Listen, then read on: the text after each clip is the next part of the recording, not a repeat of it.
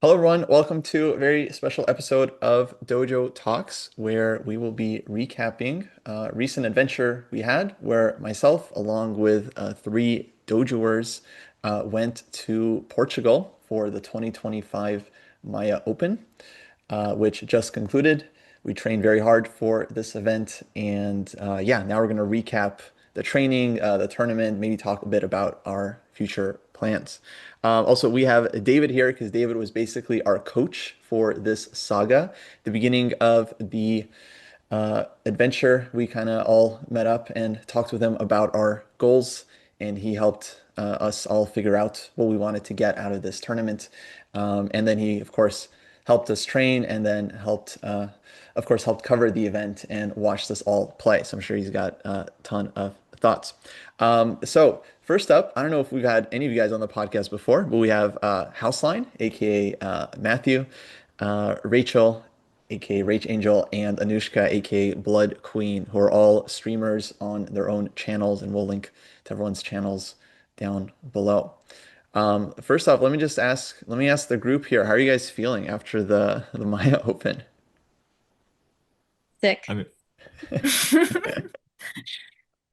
Yeah, yeah, I my round five opponent definitely gave me some like strange Portuguese virus, and I've been bedridden ever since. So Yeah, I'm classic tournament yeah. experience. Yeah. I think I'm close to like post-tournament vibes.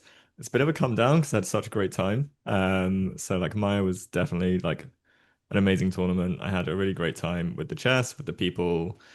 Also the people in Portugal were like so nice as well. Like yeah, everything was just like really great. So like I'm a tiny bit sad now that I'm home. Definitely Yeah, yeah, coming yeah. down from a high. I think it was the best tournament I've ever been to for sure. Just like everything from the organizing to the yeah, just all the streamers there together. Yeah, coming down from the high for sure. Well, Yeah.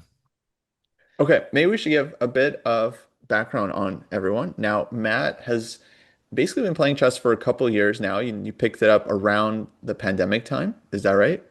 Yep, correct. And then since then has been playing like tons of OTB events. Rachel has been playing since she was a child, basically growing up in Southern California. Has played a bunch of tournaments, and I would guess the most experience of the trio. And Anushka, this was your first FIDE event ever, yeah, which but I've was played USDF tournaments before. Yeah, right. So you play a couple US tournaments, but not that many, right? Like just a handful of US tournaments before. yeah, maybe like four big ones, or Hmm. like four like tournaments that weren't just like a weekend tournament. And what was like your first like official tournament? It was summer of 2024, and UCLA and USC did this like the USC Chess Club hosted a tournament, and it was all college kids. I think it was a good first tournament experience, honestly, but it was like nothing like a real tournament. And they just like held it in one of their like classrooms. And yeah, there was an under 1400 section and an over 1400 section, so that gives you an idea of like the kind of strength of the players there. And I hung my queen multiple times, so it was pretty fun. Oh, just 1 year ago, you were hanging your queen. Every game, yeah. It's I Every. showed the game I showed the games on stream too. And it was so funny. It was like it read like a comedy. It's like she would blunder her queen and then I would blunder my queen and then I wouldn't see and she wouldn't see that I blundered her queen and then we would like Right. make an even worse move. So it was yeah, it was not good. Oh. Amazing. And so David, you of course had like the bird's eye view of it all, and you did a Yeah. ton of training and sparring with the trio. And yeah, so what was your experience like? What were your kind of expectations on this one? Yeah. I mean, well, let me just say real quick, you mentioned the sparring. And sparring is one of the pillars of, in theory, the dojo training program, right? It's one of the pillars. Another being, playing serious games and analyzing them. Like we've got our book about how to analyze your games, right? Which is heavy and can be used like a pillar.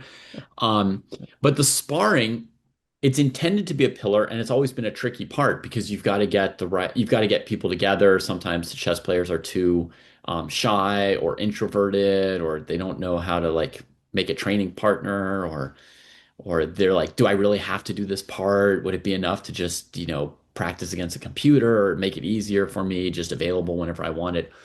So it's been a tricky piece. And I think something that's really, really been like great is that with this group, we'd already started doing some sparring before the Maya tournament appeared on the horizon.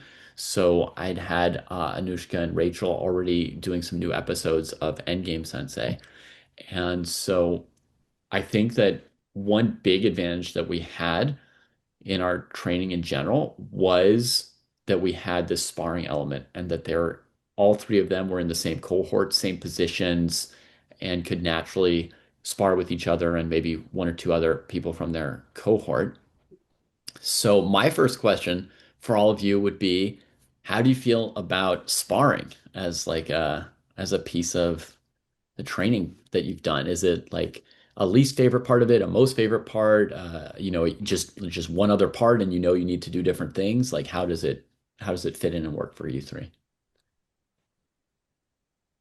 Who I wants guess to I go can go. first? Yeah, I could go first. Okay. It's like the only reason why I'm getting better, I think. Or like, I mean, I'm sure there are other reasons, but it's the main thing.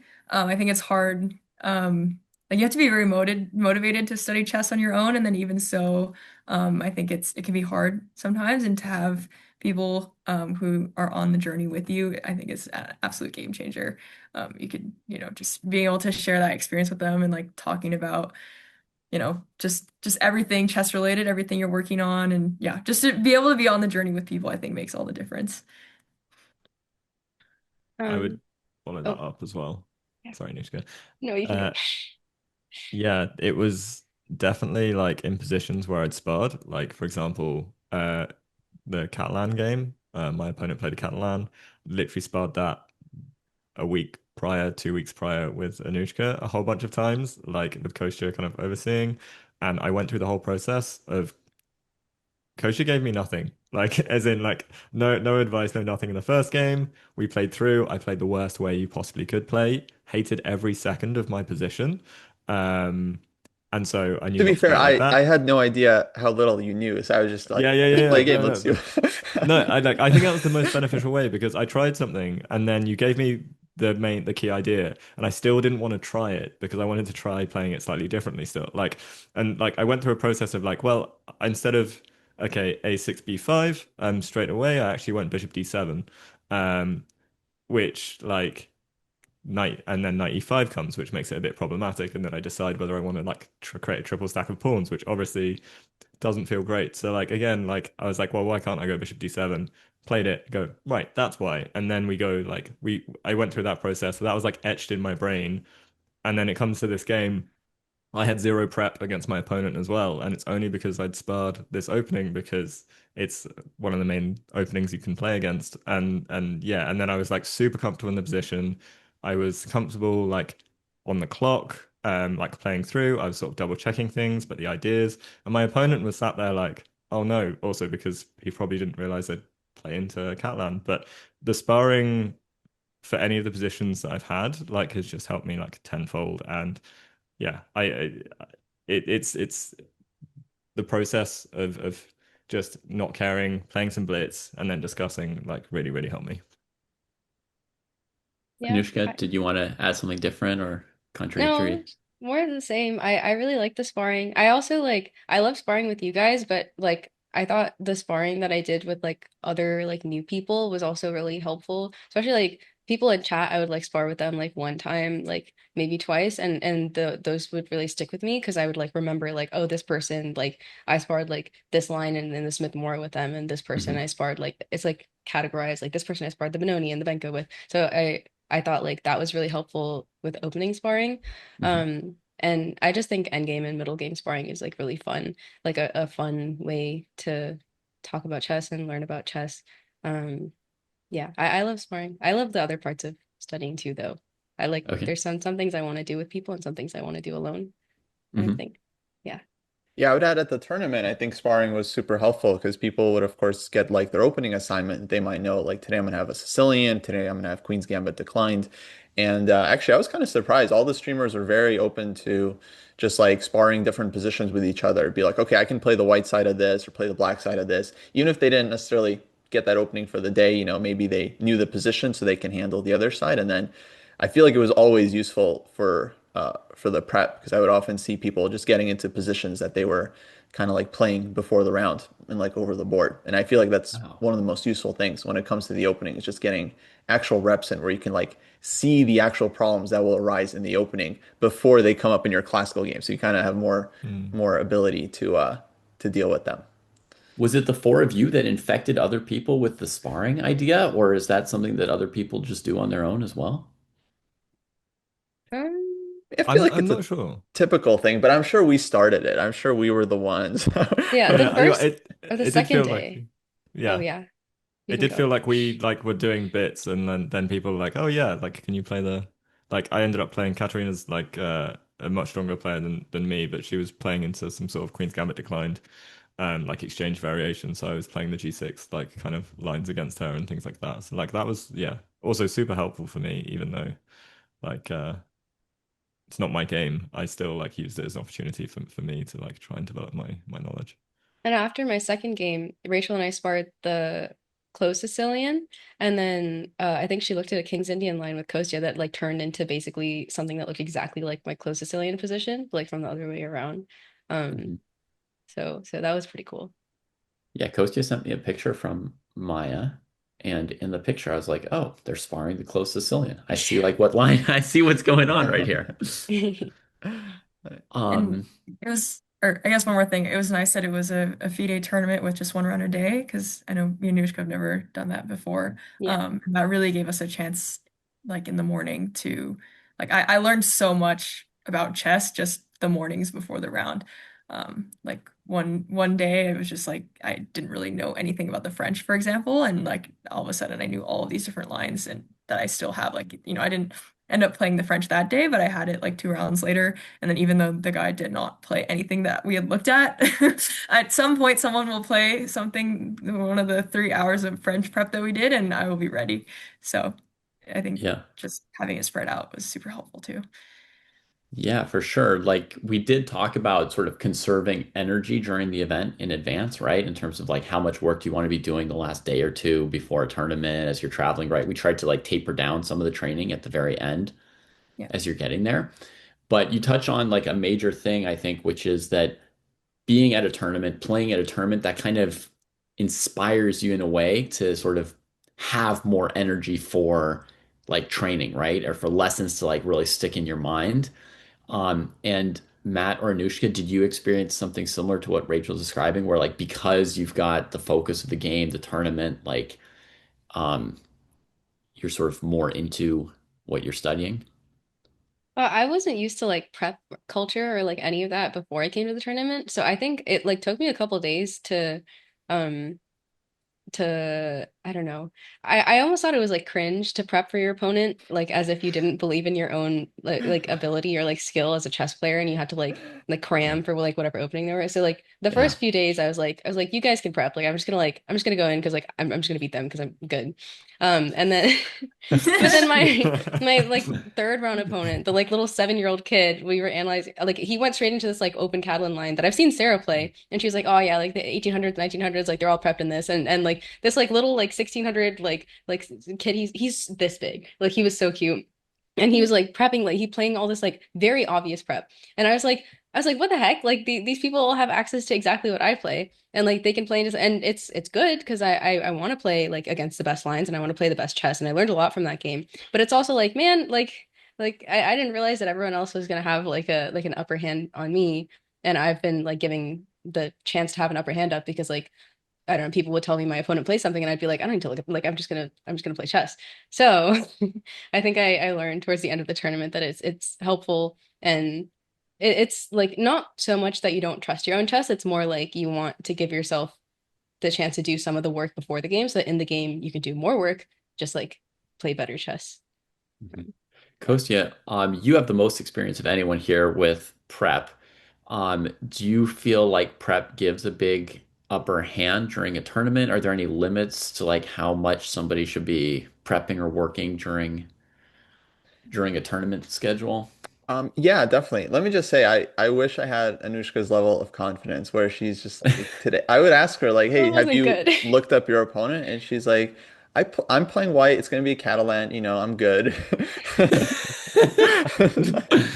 And it's like, yeah, actually, when you have and yeah, she's playing like Najdorf is black, and maybe Grunfeld or something else, right?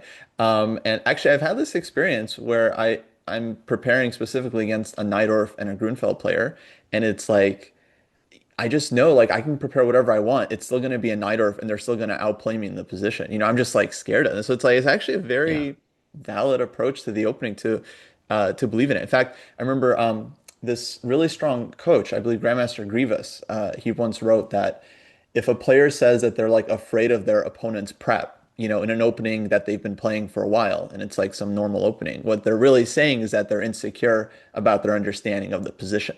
That's what they're really saying. So they're saying they won't be able to handle, like, no one's going to refute the Sicilian or the French, like, if you play some opening. But it's like, if you're afraid of that, it means you're just kind of afraid of not being able to handle it correctly. So Uh-huh. I've always kind of took that to heart, but I still, I try to do a lot of prep. Um, Uh-huh. A but, lot. Yeah. but yeah, actually these days, I think, okay, of course, for me, I'm a stronger player, so I've played like a lot of different openings, and nowadays I kind of like more and pick and choose my stuff based on the opponent, maybe based on like the type of position I want to play. But I would say in general, at like the under 2000 level, um, I do feel like people are like very focused on prep, sometimes focused on the wrong things. Like they're really focused on like certain lines and like, oh, this is a good line. And someone was telling me like they want to learn, like they've been playing Carol their whole lives and they want to learn a new opening overnight because their opponent like scores really well against the Carol. And I'm like, no, that's not that's not the play. Like, that's not. Or like I think before one of the rounds, Matt was complaining that he didn't want to play another French. And I'm like, okay, Which well, is do you have experience unheard in of. any other opening? And he's like, no, not really. And I'm like, okay, probably should play the French then.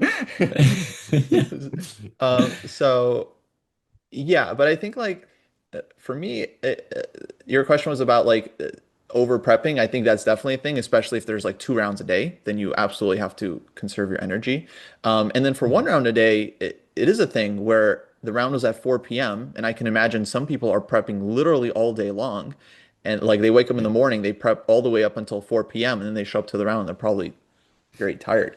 And yeah, sometimes, in these events, like there were definitely cases where I decided like I was just gonna play something completely different, knowing that my opponent had just spent like the whole day looking at something. And I forget one of the round, I think, okay, I played English in a couple of games that I think was like unexpected. And yeah, so for me, I feel like the value of the surprise is important, but at the same time, it's like, yeah, you can't stray too far from what you know. Hmm. Yeah. So more of the prep would be coming into the tournament with some openings that you're fundamentally Mm. comfortable playing. Yeah. And for me, that's where like I fell down in a couple of games probably because I didn't really prep a little bit. Or I knew I was gonna prep and have a look because I know that there are some holes in my repertoire in terms of like there's a couple of openings that I really just cannot play against, and I don't have a sense of where the pieces should go or how I should be playing the middle game, and it always comes back to bite me. Um, so yeah, I think like on the prep front, like games where I was unprepared because a lot of the Portuguese locals don't have any games in the database as well, so prep was kind of hard. So I probably should have like maybe focused some more time instead of just sort of relaxing and going, well, I'll get what I get, and then we'll go from there. That was like one thing. I think it depends on who you're playing.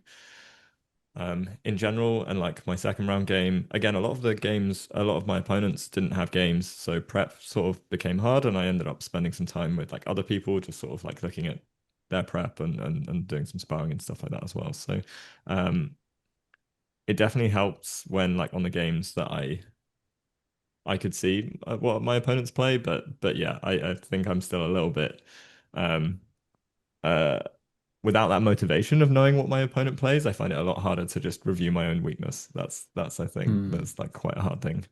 Okay. Yeah. Because for anyone who doesn't know, there's sort of like two broad ways you can prepare for a game. One is to look at your opponent's games, the other is to look at your games slash your openings, right? So Some people look at the opponent's openings and say, here's a game that they lost, where they played badly, maybe I'll play down this line.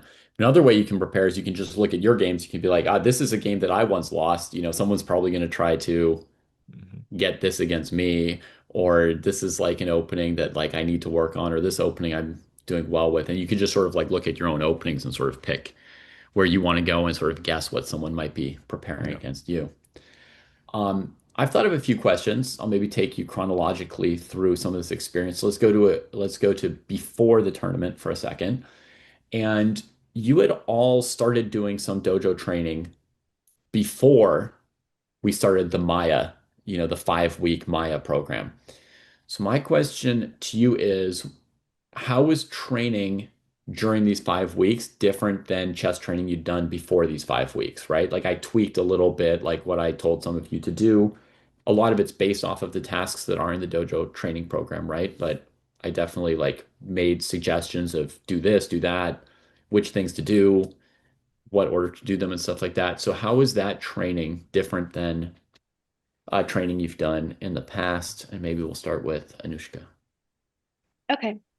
Um, Especially like dojo training before Maya, I really like I saw it as something that I was supposed to enjoy, and I would make it like a ritual for myself. Like I remember, especially last quarter, like before we ever talked about Maya, and I didn't know I was gonna be like going to the tournament at all. I would like wake up in the morning and I'd have my tea and I'd make myself my like runny eggs and like my sourdough toast, and then I would like do an hour of chess in the morning, like Polgar mates, which I should be doing more of those now.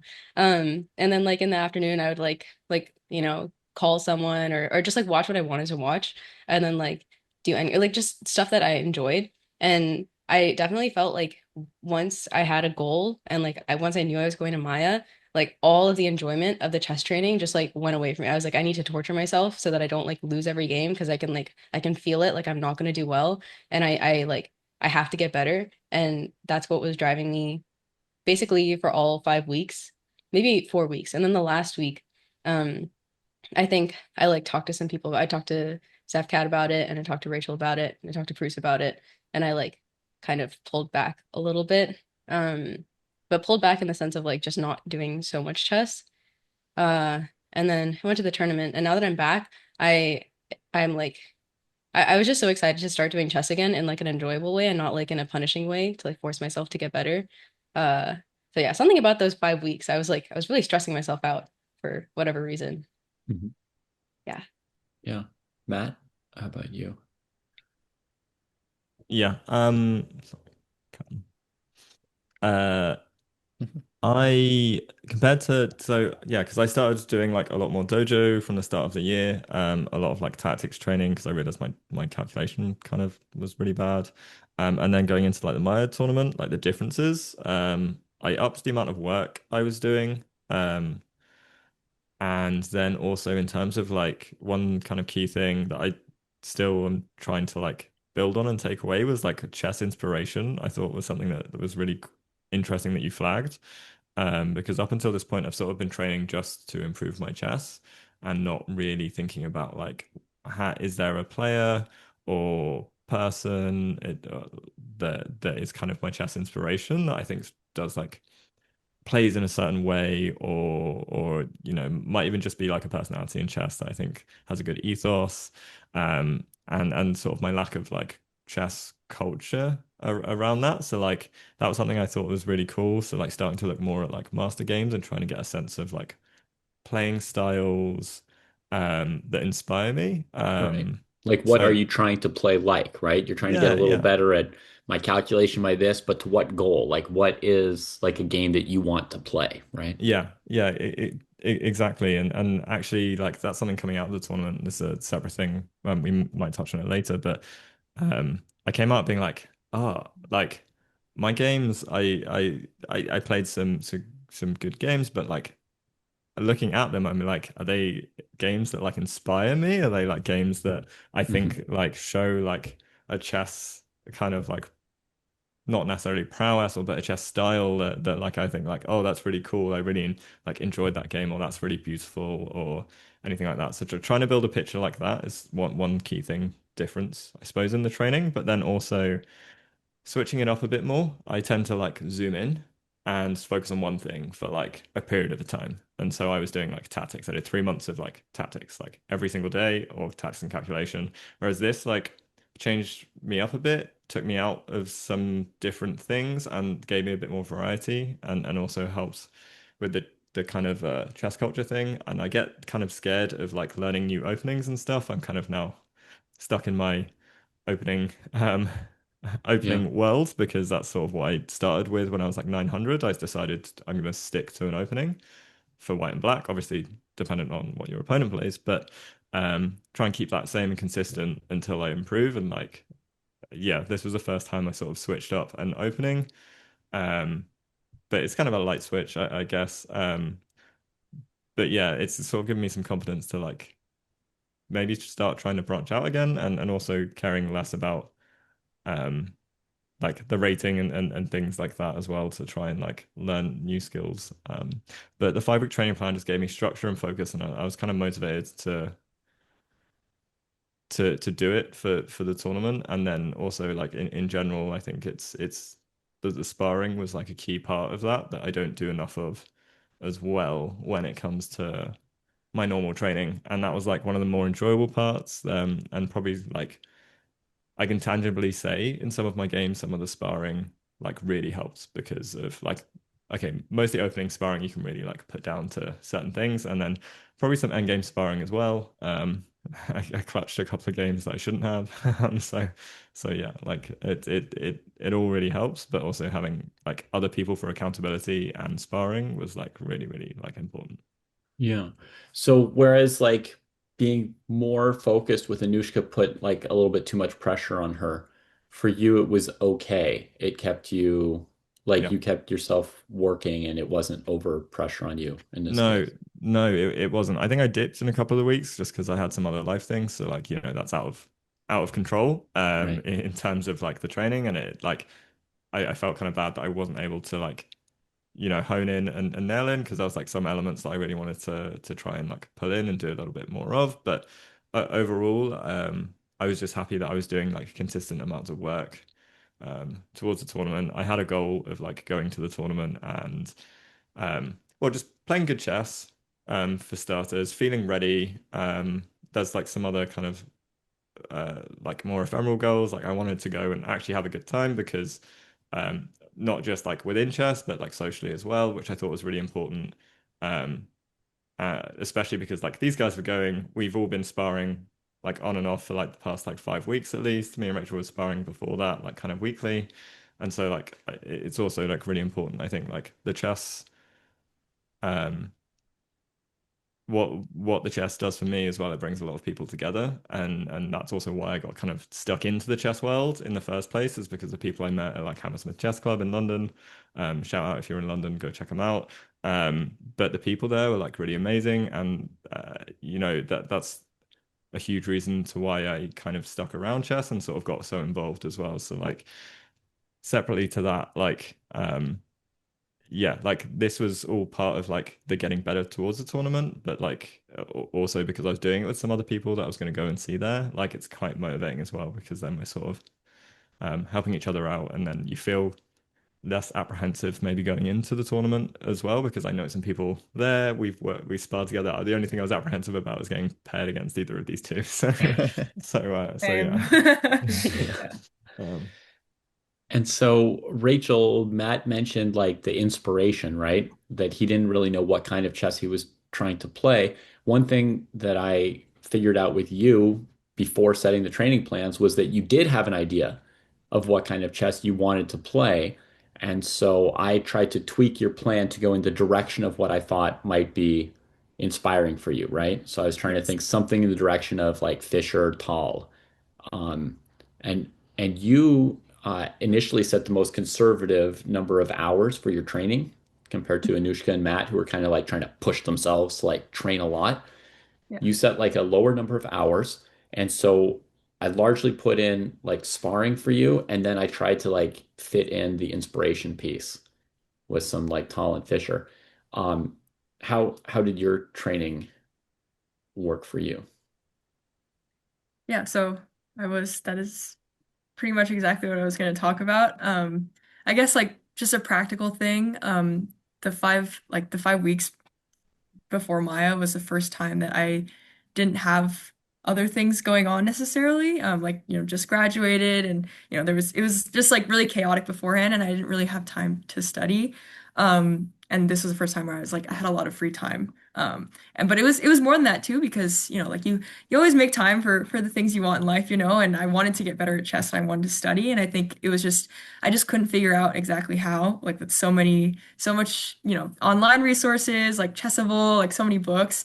And I think that something that like was just absolute game changer for studying for me was, like just I would always think about, I think I said this in one of the videos that I made.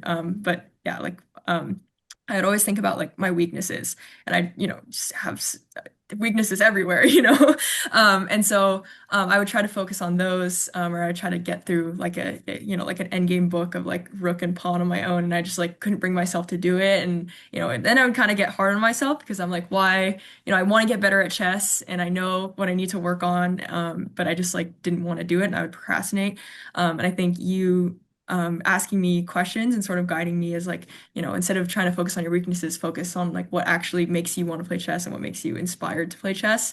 I think that just completely 180'd my brain. And then I really, and you also saying like I've never studied chess when I don't want to. I was like, hold on, like there's something wrong with the way that I'm looking at this.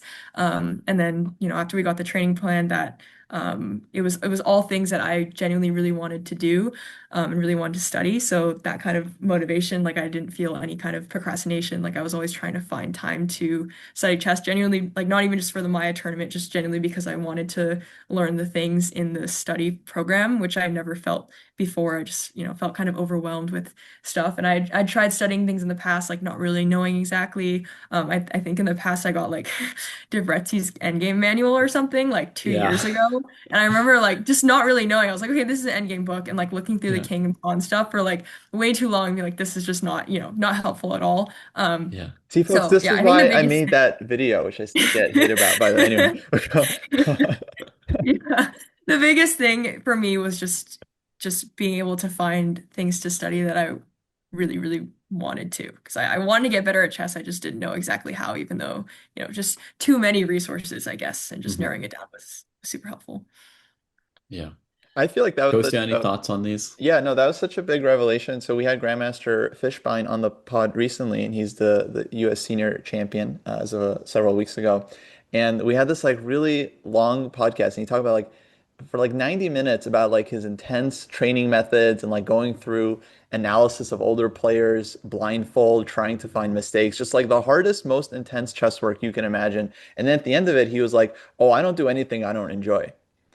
It was like, oh, it was like, oh, it was like complete switch. It was like, oh, it's like, yeah, no, there's really something, Because he you know, enjoys that. that's what he enjoys it. Yeah, he enjoys it. Yeah. And it's But he like, also had a It's disclaimer on hard. that really tough work, right? He talked about it a lot, but then he was like, but I would only do it like, like ten times or something like that, right? Like I would only recommend like a small diet of this to experienced players or something like that, right? Like, yeah, I mean, no, he doesn't do it all the time, but it's like, but clearly he spends a lot of time on his chess, and I think that's just it's really very important to just actually enjoy what you're doing because I think you'll just get more out of it just naturally. I think we're just built that way. But we have to be happy about our circumstances and our mhm. whereabouts. Um, And or I guess one more, I think the journaling was super helpful for that because, and like, oh, you enjoy chess, but I always knew what I enjoyed about chess, but it took me to really start reflecting on exactly what that was to find a direction on where to go.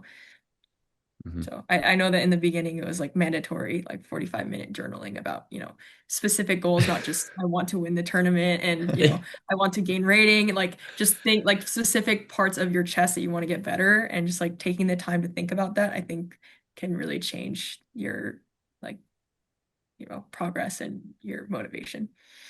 Yeah.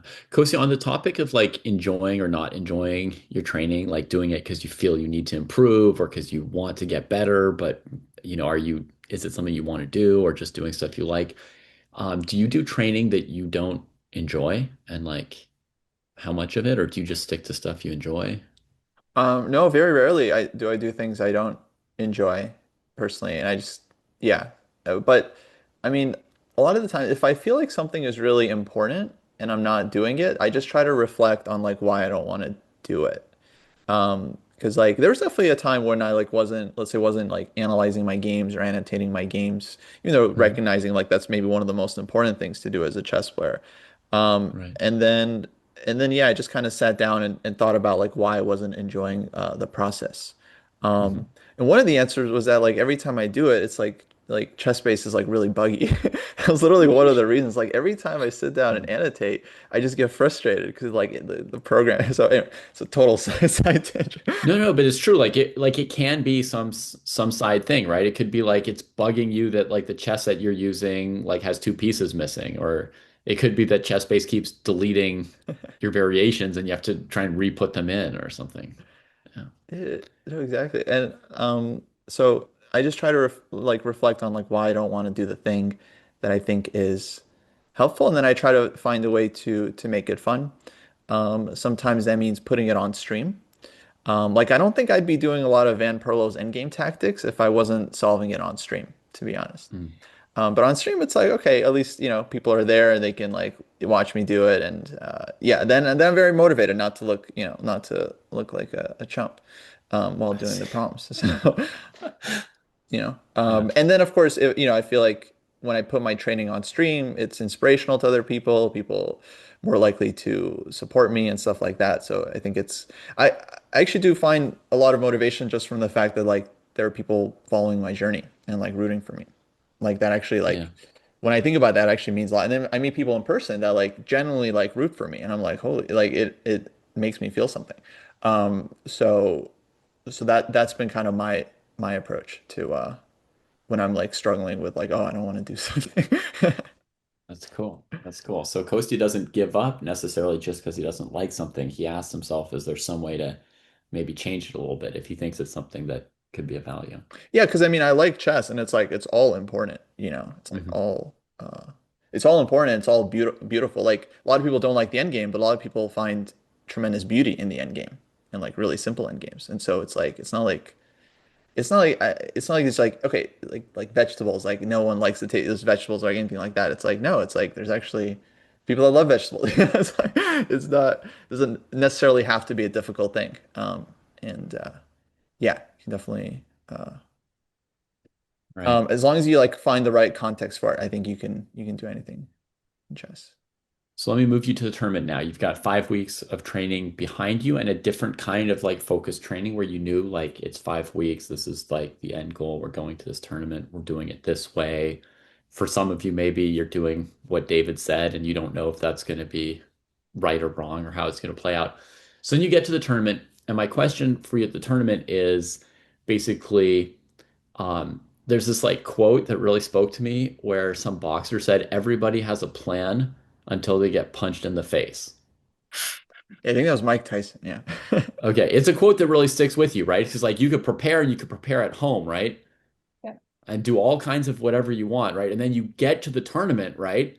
And somebody like does something you weren't ready for, right? They like, then your clock's ticking and they play like a sacrifice you weren't ready for. They're trying to checkmate you, or they prepared for you and nobody's prepared for you like that before. You've never had a 6-year-old blitz out like 20 moves in a row while like, checking their watch or something.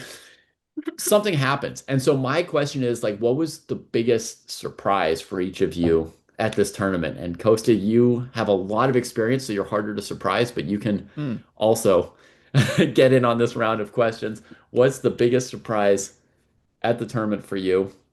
Um, Start with Rachel.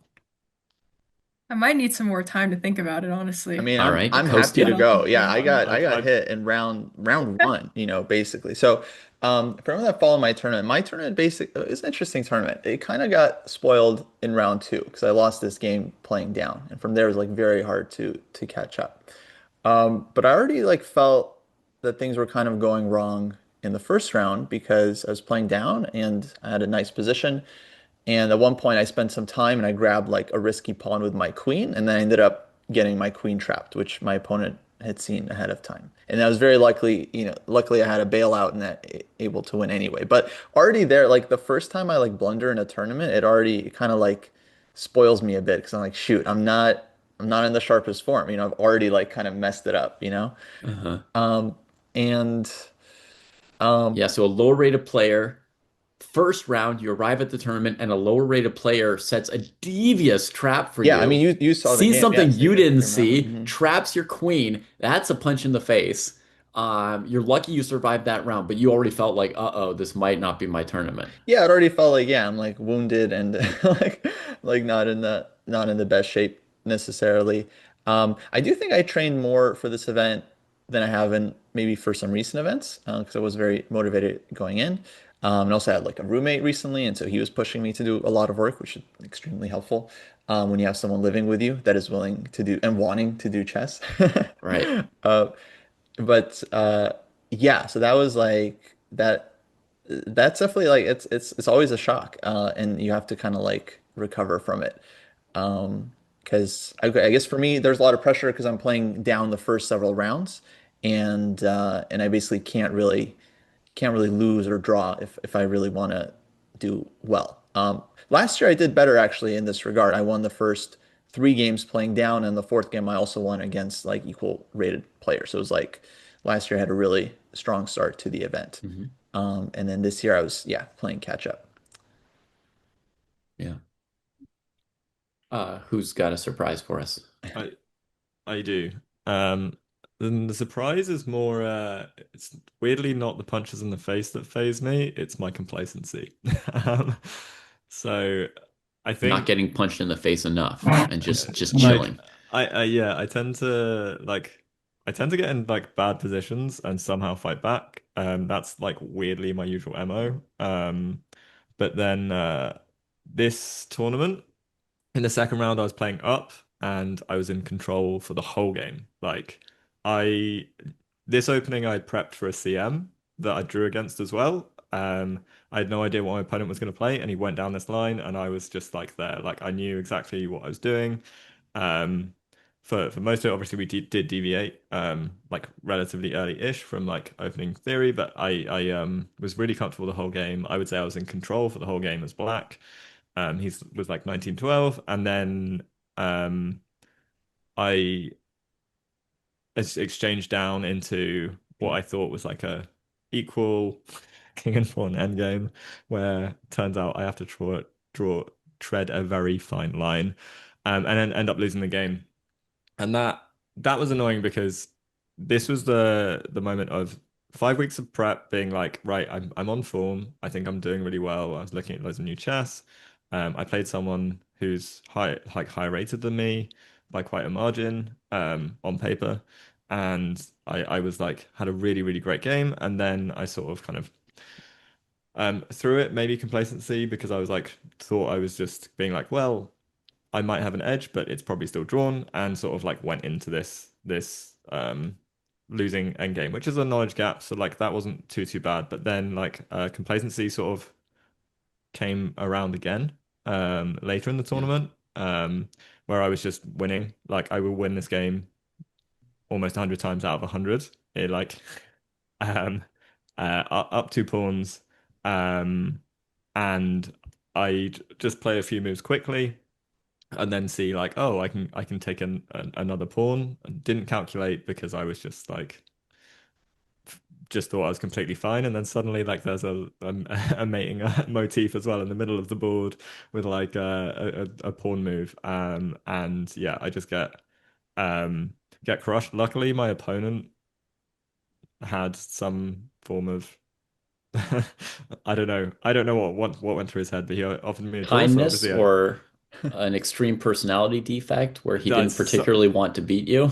he says yeah, I mean he I think he gets in his own head, so like the mental side of chess, like Uh-huh. the psychological side of chess, I think gets to him from speaking to him afterwards. Yeah. Um but yeah, so I was lucky with that, but like that yeah, that's the thing that really got to me in terms of my tournament is that um I couldn't believe I'd been so stupid to be complacent. This has happened before. Like this is a thing that I am aware that I have done. I thought I would like never do it again, and then it's like popped up again. So like that for me is like the worst thing because often when I'm down, I'm good at like this switch mindset where I will make the most of it. I will fight back. I think my round three game after my loss against the guy who's higher rated, I went in with a really bad mentality in the and I think also because I was like reeling from like being annoyed that I'd sort of lost this game that should have been a comfortable draw. I went in with a bad mentality and then I was down. And in the opening, I was like a lot more depressed than I would be during a game. Because usually I do make the mental switch and go like, right, I'm going to fight back. I did eventually get to a point where I had like a quite a nice position despite being down a pawn, maybe even slightly better. And then also another kind of like non-conversion decision. But that's sort of like a vision thing. But again, that really affected me and how I played in the opening. I probably wouldn't have, I've never played what I played for this line either. I've never played B4 to try and hold into the pawn. And like, so yeah, I think that's those that kind of thing. And the realization that my own fault is more so than my opponent playing better than me, I think, to some extent. Because I felt like it's more like self-inflicted rather than anything else. Like I didn't feel in Yeah. any one of my games that I was being majorly outplayed. Okay, some of my openings were okay, really bad, but I managed to get back and fight back and have winning chances in almost every game. Bar the second one, I would have thought. So like, yeah, like that was the thing that kind of bugged me about my tournament and was like the thing that I I'm reel from, and I annoys me now. I'm going to emphasize something from what Matt said because I think when people prepare, they probably spend somewhere between 90 and 100% of their time on chess X's and O's, right? Like Mm. knowledge and like maybe sometimes they'll recognize that skills are a piece of it too. So it could be like, learning some opening, learning some endgame, but also practicing some calculation or some sparring or something like that, at least working on the skills. But I think a lot of the times the different surprises that people are going to run into in a tournament are going to be some kind of personality foible, something like in Matt's case, it was this extreme complacency. Like I could tell and was like scared that like he could lose when he had good positions because he was so like complacent about it. And I mean, he was complacent in positions where I would have no confidence that I had the skills to win the position, right? So it's like he was really, really confident slash relaxed in those moments. Yep. Um, but it could be complacency, it could be nervousness, right? These are the things that you don't that are not often a big piece of people's training, right? So you're training like practicing this end game, etc. Then you get there and you're like, oh, sometimes I just freak out, or sometimes I'm in a hurry, or or sometimes I just tank and then I don't have any time to convert. Um, so I think it's very common that I think a lot of people like what's going to surprise you at a tournament is going to be something you may not have thought about much at home. It's going to be some kind of personality weaknesses. And then in Matt's case, for example, he's like, oh, I recognize it. This has happened to me before. And then it happened to me more than once in the tournament, but we haven't exactly prepared or trained for it necessarily in that way. Um, Rachel, you want to? Yeah, sure. Yeah, I was gonna touch on something that I also realized about myself, or I was surprised about myself during the tournament. I don't know, I guess I hadn't really noticed it as much before, but I got multiple openings that I had never played before. And I know that Kostya, I talked to Kostya a bit about what you had said, David, on the game where I just, blundered everything in the opening. And Mhm. I haven't had the chance to watch the full video about that, and hopefully I'll do that soon.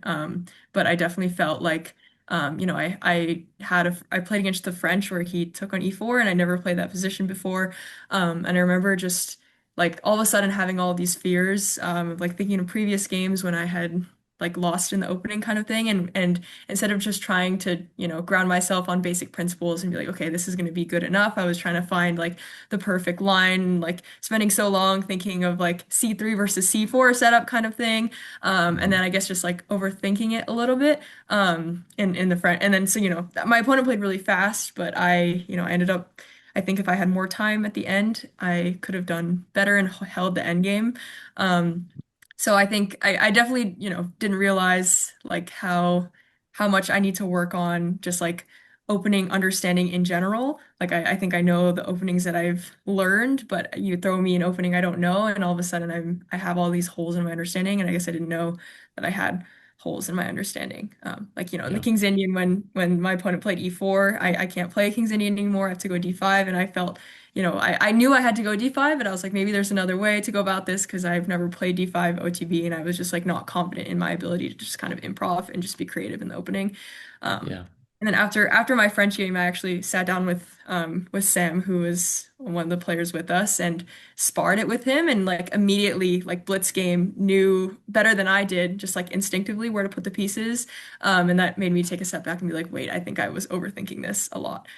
So I Mhm. just gone off general principles, like these pieces should probably go here and you'll be fine. I think I would have had more time and had better chance in the end game. Yeah. I will respond to that after Anushka's turn. So, Anushka, any big surprise that hit you at this tournament? Yeah, so I had spent so long like working on my calculation in preparation for this tournament, and I like the whole last week I was like working on just my mental and just like the goals and like making sure I was like there for the right reasons. And like by the time Nice. I got to the game, I was just so excited to play chess, and all I wanted to do was play chess. And then my first round opponent forfeited against me, and I was like, why won't they let me play chess? And then my second round opponent was the closest Sicilian, right? Yeah. And I'd never seen that position. I'd never gotten that position in a blitz game, in a rapid game, in on sparring, anything. And Yeah. I just did not play that well. And even in that game, like as I was like losing and like clinging on for dear life, I was just like spending my time like calculating like some like long, pretty lines just to like let myself play chess because I was so upset that even then I didn't get to play chess. And then the third Mhm. game I sat down and it was that 6-year-old and he like blitzed out all his theory and I got into like a really sad position. Um, which I had sparred before. So then I was like, Yeah. now I like feel like I don't get to play chess. And also it's my own fault because I've literally looked at this before and Matt played this exact way that this 6-year-old is playing against me. And then I like Yeah. fought myself out of that like bad position and I got a draw. I could have won, but I drew. And I like those three things, I think in the past would have like beat me down enough to the point where I was like, I'm just over it. Like they don't want me to play chess, fine. I'm not gonna play chess. Like Yeah. screw all of you. Um, but uh but I still did it. And even though I like lost a lot of games, I'm really proud of all my games. And there's not a single game where I was not working hard the entire time. And there was not a single game where I was not proud of how I played. And I was like, because I'd been deprived of it earlier in the tournament, I think I was just like really grateful that I got to play chess for the rest of the games. Like anytime Mhm. I got like a Catalan or anything I'd like seen before, or I could like calculate in like any capacity, I was like, thank God. Like, thank God someone's letting me do like even if I lose, like it's fine. Like Yeah. they didn't even let me play chess earlier. So yeah, I thought my mental was pretty good in this tournament. The result was That's not, so interesting. yeah. Yeah, that's so interesting. I also was surprised by your resilience at that like tough point when the tournament kicked off badly, right? With missing a round and then like the disastrous opening the second round. And it's so Mhm. funny what you say about like they won't let me play chess, like I don't get to play chess. Like you go to a chess tournament, how hard is it to get a game, right? Yeah. But we have like this more and more complicated sense of what chess is, Mhm. right? And so you could play a chess game and say, oh, that game wasn't chess, right? So the elusive search for getting to play a chess game at a chess tournament is very Yeah. funny.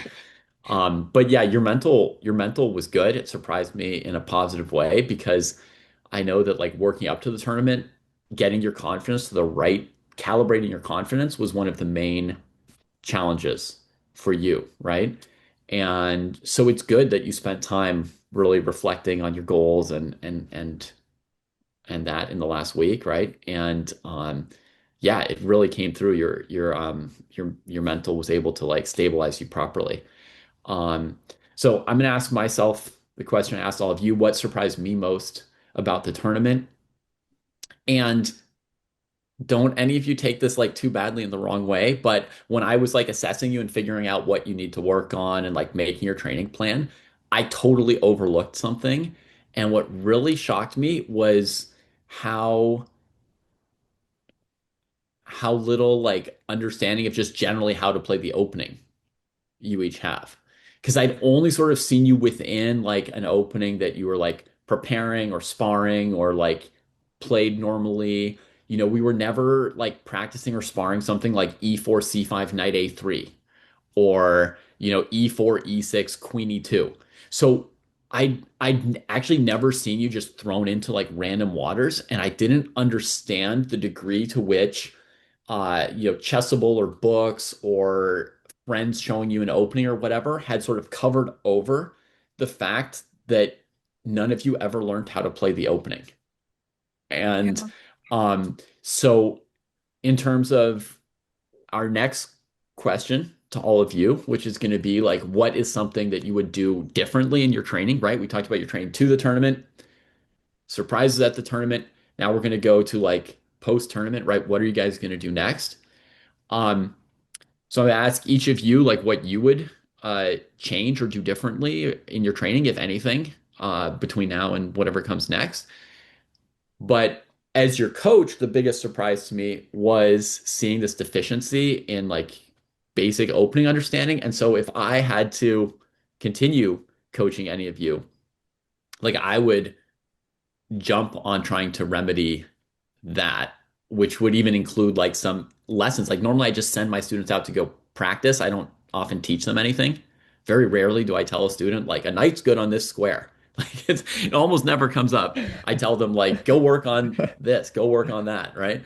But I would be inclined to literally give you all like a lecture about about openings and then, some exercises on the Oh, subject. I would watch that. I would watch that. Yeah, I'd be Quite. so down for that because I'm not very aware of like my lack of opening general understanding unless I'm in my own territory because that's how I learn. I opted for two openings and I stuck with two openings.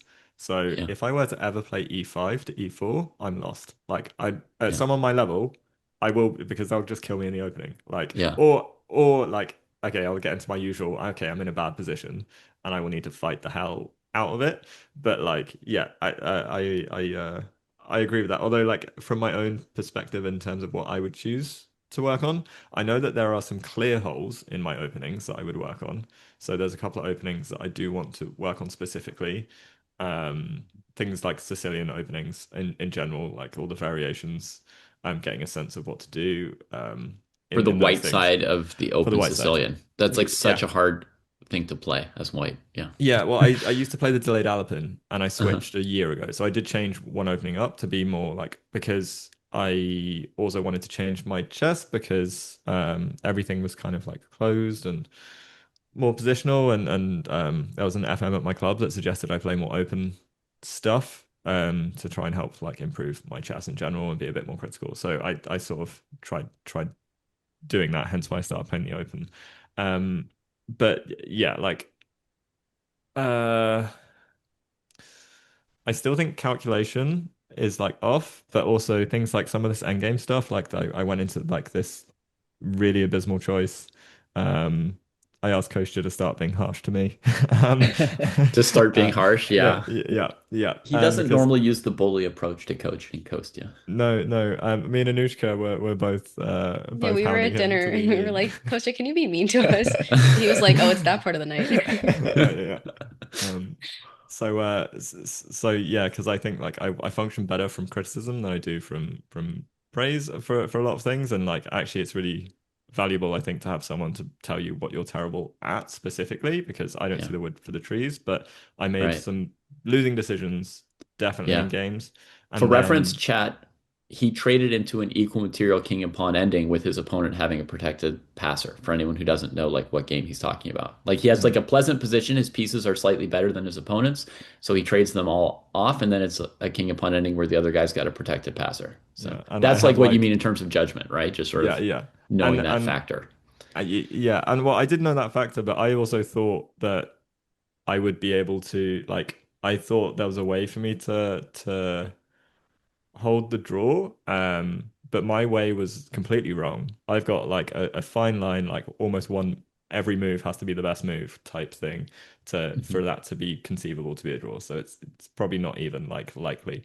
Um so yeah. So like that would be one thing. And then calculation I still worry about and because I thought it was so bad before going into the tournament as well. Just being able to calculate precisely and quickly, and then maybe my evaluation is the thing to work on from like that's me sort of going through the process now of, but like, Hmm. well, my evaluation was wrong when I went to that. So maybe that's something I need to work on instead. So after I calculate what's my Maybe before score. we go too deep into like the next training, maybe we could just recap like everyone's results. I'm sure Oh yeah. people are wondering. Um, so okay, for me, I ended up with 6.5 out of 9, which was definitely a good result on paper. Like I tied for fifth place in the tournament. So a lot of points somehow in the end. Yeah. So I managed to bounce back, but rating wise, I think I lost like maybe 2 or 3 points. So like rating performance was really nothing special for me. Um, but I was happy to kind of like bounce back in the end because I started off 2 out of 4 and then essentially just like very depressed at the tournament at that point. Well, at that point actually I wasn't that depressed to be honest. I was still enjoying myself, and the games, and but I had kind of switched mindsets. So at that point actually David's advice was very useful of having a goal to work on if your tournament's not going well. So I was like, okay, I can still work on my chess for the last 5 games and try to kind of turn things around. Mm. Because for me, I knew that my Open was just going to be one tournament and then I would have a long break, which is starting now. So for me, it's more like, okay, well, this is just some get some games to work on um, for the future. Um, but yeah, so Anushka, um, you scored, you missed Four out one of game. 9. Oh yeah, 4 out of 8. Four out of wait, 3 out of 8. So Yeah, basically 3 out of 8, yeah. and you got your first FIDE performance of 1640, Yep. which is great, I think. Thanks.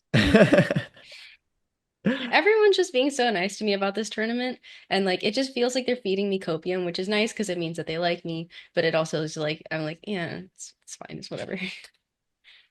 Or or the other, the other explanation is that expectations were like super high and you actually did like reasonably well. People are giving you props. Your expectations were like way above, maybe. Um, Yeah, maybe. I just feel like I lost a lot of games that I shouldn't have. So like that's what's sticking with me. It's Hmm. the losing of it all. Yeah. well, yeah, fair enough. Which is definitely like a standard piece of chess, but yeah. Yeah, yeah. Anyway. Um, Rachel did amazing. Rachel picked up 100 FIDE points and I think scored 5.5 out of 9. Is that right? Yes. I forgot, actually. I think When you so. on Yeah. six? I thought you were on six for maybe No, wait, I think I had why am I blanking? I actually don't because I remember. drew the last round. Um I thought yeah, I thought I 6.5, I think I got. Yeah. Oh, six yeah, I and was a six, yeah. Yeah. Wow. I can I uh no, 5.5. 5.5. Okay. Okay. That's still Sorry. crazy. But yeah, still fantastic because you were playing up, I think, most rounds. And yeah, I mean, yeah, huge game. So well done. Um, and then Matt, you finished with Five 5 out of 9. 9. And I think you like lost a few points, but not that many. Yeah, yeah. I lost something like 3 rating or something like that, I think. So for me, I count that as a win because you got a lot of good experience, like me. I also count my thing as a win. Um, Cool. Yeah. Okay, so yeah, actually, let me also just say it was like really fun to root for you guys as well. I think it's just like that was super cool. And I'm hoping it helped the group that people were rooting for you. Like I feel like it gave everyone motivation to try and basically try your best until the very end of the tournament, which is always important. There were a lot of people rooting for you, not just Kostya. I think that all the people following on your channels and on our channel um, found it really compelling to sort of like know that you're training for a gold and watch you at a tournament. Like they're almost everybody was saying they're more interested in watching you play, having like, seen your face, heard about your training, than watching, Wesley So against Fabi Caruana at some like super tournament, even though they're going to play at some amazing level. They found it very compelling to follow your journey. So I think a lot of people were into it. Um, yeah, it was nice because I'd get some messages here and there from people as well, just like saying about tournament and like also like wishing luck and or like when you have a bad game or something like that, then sort of consoling as well. It's really nice to have that. It's also stressful in its own way. Mhm. I guess when you've got to set up everything. But yeah, it did feel nice. But also, I think what was the best bit is like we were there and we were sort of like a small little unit. Okay, Kostya is obviously playing in the open and prepping some of his own stuff, but he was still giving us so much time. Like ahead of the rounds, we'd all be in the lobby of our hotel, like playing chess. Like that was the coolest bit I found Analyzing Yeah. for our all of games that. at dinner, like that, it Mm. was really Yeah. nice. Yeah, we didn't talk about this part, but I mean, the group was very diligent about looking over each other's games. Yeah. Like we had 9 rounds, and I feel like every round, one of us would show each other the game, but then you would show the game to like multiple people. So people would be going Mm. Yeah. through their game like multiple times, showing multiple people like the key points, like this is what I saw here, here, here. So it was really, yeah, it's quite amazing to see. Obviously, another pillar of the dojo community. And then by the end of it, I mean, I was rooting for all the streamers because at that point I'd like seen all their games, like just like pulling for everyone. So it was, yeah, super fun and useful. I mean, just going through the games I think is always interesting. Yeah. One thing I did find from the training into the tournament is like energy. Is like I've been to a couple other 9 round tournaments. I played two before this. Um, and my energy throughout this tournament was so much better, apart from like one day where I didn't get much sleep because we we we all had a very social night the night before. But I didn't feel fatigued from chess. Whereas like when I played the Reykjavik Open, like by round three, I was wiped. Like for like almost the rest of the tournament, I like had no energy. And like this, I just felt like I was rocking up, playing a playing a bunch of chess, like going back, I had energy to prep and like do stuff. And I think obviously because I've been putting in a quantity of time of doing chess, like this just felt a lot more normal in terms of okay, I was still getting super nervous before games. My heart pounds like out of my chest like before every single game. Oh, Um, Okay. but during the games and like the energy levels, like I was just playing chess and I didn't feel like my chess energy was particularly low or like the quality was getting worse and worse throughout the tournament. Um, yeah. Yeah. Kostya, can I ask Anushka and Rachel about training after the tournament, or were you trying to like politely escape a bad question of mine? no, no, I just thought the audience were curious, like how did they Would want to do, know. Yeah, yeah. and then Yeah, yeah, for and sure. then now it's like now it makes sense. Now we can talk about our like future. Chronological. Okay. So then we'll continue with that question. Anushka, how would you change perhaps your training compared to what you did before the tournament now that you've played the tournament? Okay, I had such a clear thought on this when I started playing the tournament, which was just I don't play chess ever. Like I don't play chess games against people ever because I forced myself to stop playing Blitz and Rapid while I was like training. Like as soon as I knew the tournament was coming up, I was like, okay, you suck at classical. You don't even see like how the pieces move over the board. So like you just need to stop playing online and like only play like if you're like training your calculation or if you're like doing like a really serious classical game like with Matt or like something like that. But I just stopped playing chess games. And like so many of my openings are new and really complex. And I just like had no experience or like practical anything playing them that like by the time I got to the tournament, I was like, this, it would really help me if I'd like let myself play some rapid and just like had ever gotten this position in my life.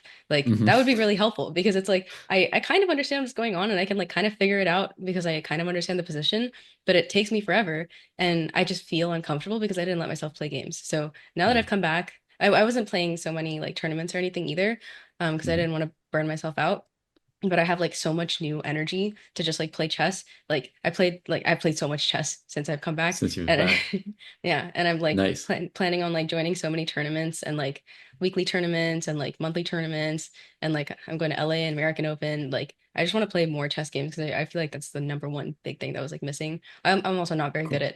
at the rest of chess, but like that's the one thing that was missing, I think. Just from your tone of voice, it sounds like already it feels right. Like you've started playing a bunch more games and it is feeling like a good step.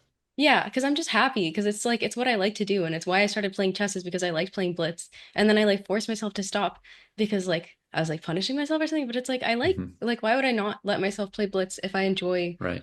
playing Blitz and Rapid. And it's like Yeah. seeing more chess is only ever going to help me. Right. And I hadn't told any of them, Kostya. I hadn't told any of them like a blitz ban or a bullet ban or a Yeah. rapid ban or No, anything. no. Like I didn't say no, no Yeah. playing or anything like that. I didn't either. Yeah, yeah.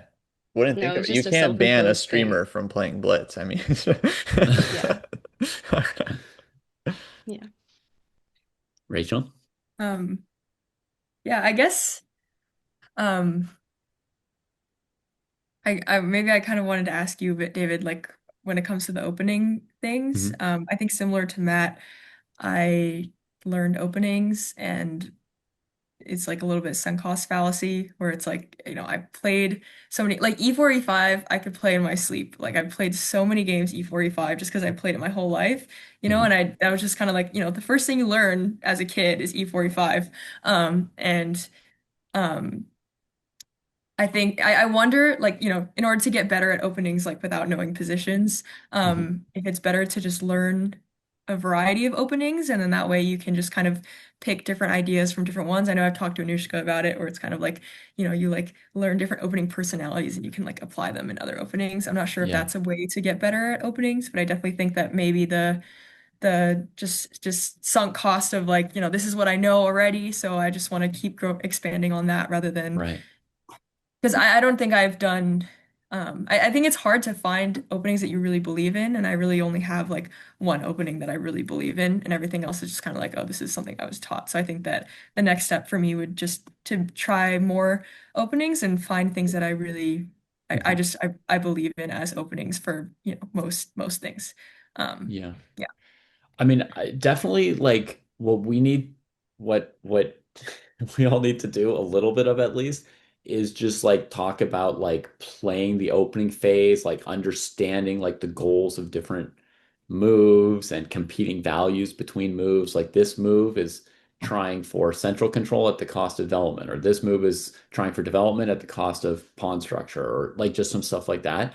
Because I think everything that you've learned so far was within the context of an opening. So we need to learn about like openings outside the context of this is the Italian or this is the French or this is the that, right? It's got to be like without any context. So what I had put Anushka on the very first time that like I sort of got into her chess and saw some of her games and gave her a lesson was a very ambitious plan because I think she's a very ambitious and talented chess player. So I gave her a very ambitious plan to eventually sort of learn all the major openings and be like very diverse in terms of strategic understanding, ability to come up with plans and play different positions. And I recently got a newsletter from Noel Studer in which he wrote like, here's this advice that like I've heard, play all the different openings. This is terrible advice for you, reader of my newsletter. Here's like an example, uh, where Magnus Carlsen was given this advice by his trainer as a kid. It was good advice for Magnus because the goal for Magnus is so ambitious, right? He's got tons of time. He's very ambitious. He's very talented. So he learned every opening, played any opening, and eventually it was useful for him. So what I had Anushka doing is not something that everyone necessarily needs to do. Um, it's good for anyone who enjoys variety in chess, like just keeping their happiness up, right? It's good for anyone who's really ambitious and wants to eventually be playing at a master level and won't want to be sort of like constricted by only having a few positions that they can learn. But some people might be happy playing the London system every game for 30 years, and that might do it for them. Um, uh, I think I think for you, definitely you could expand if you wanted to. But that's sort of like a choice that you have to reflect on a little bit and decide to what extent, right? Do you want to learn everything, or do you want to learn three or four openings that really interest you or suit your taste? You have to decide to what extent you want to Right. expand. And the same I guess goes I'm for Matt. I Um, guess I'm just wondering how to get better at like, just what we all struggled with, just like opening understanding Just opening generally. Or maybe that understanding. just comes from a lecture from I think it would have to start with a lecture and then it would be Stern followed up with lecture. a bunch of exercises. So yeah. I just yeah, because I just I'd have wouldn't to know tell how you to like use them. Yeah. what I even want you to be thinking about, Hmm. Yeah. and then I can give you things where you can try and apply that thinking. Yeah. Because I think that's just a general thing for like I can think of so many things that I want to work on, but I'm not exactly sure how to go about it, Hmm. like books or like sources, unless just talking to someone who's really good at chess who can help. Yeah.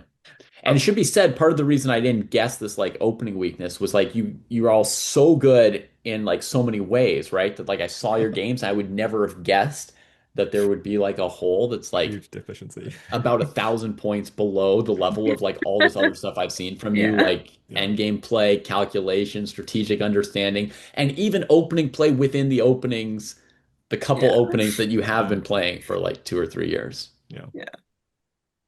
Yep. so, okay, if I could touch on the opening thing real quick, because for me, this has often been a struggle where I have to choose between openings that I know well and openings that I want to play.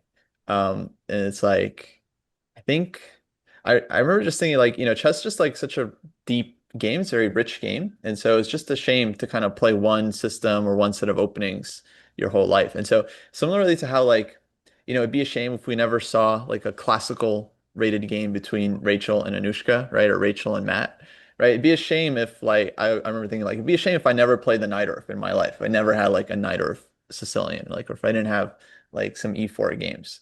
And then that gave me inspiration to like try and play some of these openings. Because for me, the Nightorf, it's like the last opening that would suit my sense. It's like theory heavy. I don't like theory. It's sharp, dangerous. Like you leave your king in the center. It's like the last opening that fits my chess sensibilities. But it's such a like interesting opening. It has like such a rich history. So many players have played it. It's just like it'd be a shame not to experience some of the Nightorf positions that are Yeah. out there.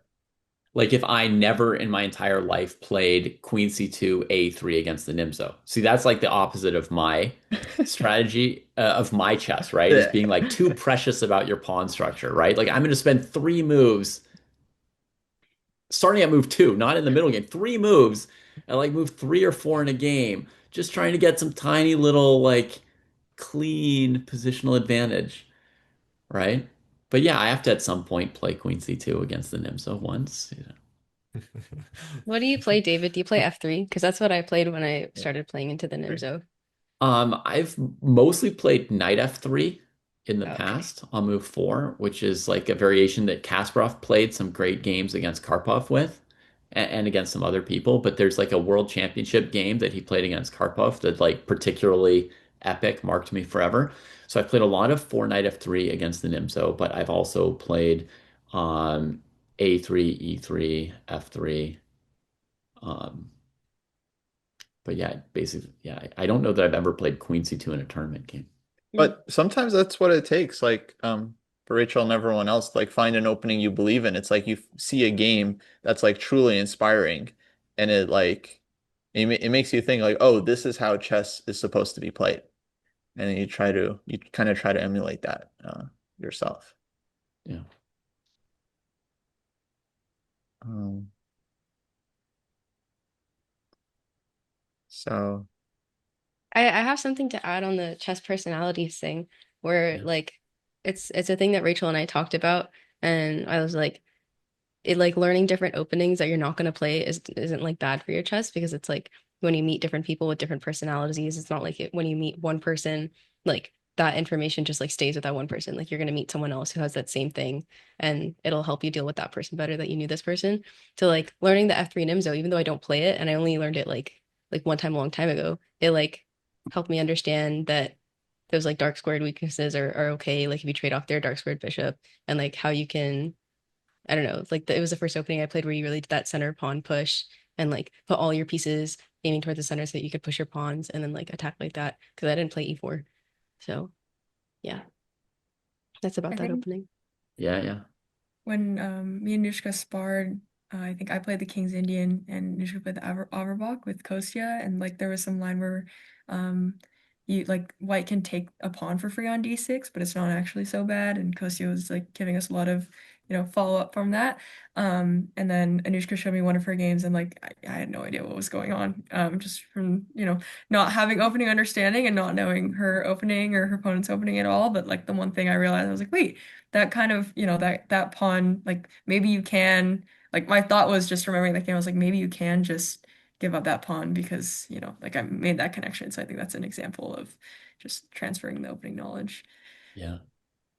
Yeah, and that's why somebody who's like really ambitious nowadays will have to learn multiple openings. Like if you're planning to play at a master level at some point, and I'm not pushing that on anybody, right? But like if you envision yourself, and I know what tournaments Anushka envisions herself playing in one day, but if you envision yourself playing at a certain level one day, like if you don't know how to play a locked structure, or if you've never seen like, the hanging pawns, or never fought with the knight against the bishop pair, you always take the bishop pair, like it's gonna be a problem. Like you need some more diversity if you're gonna play at a master level.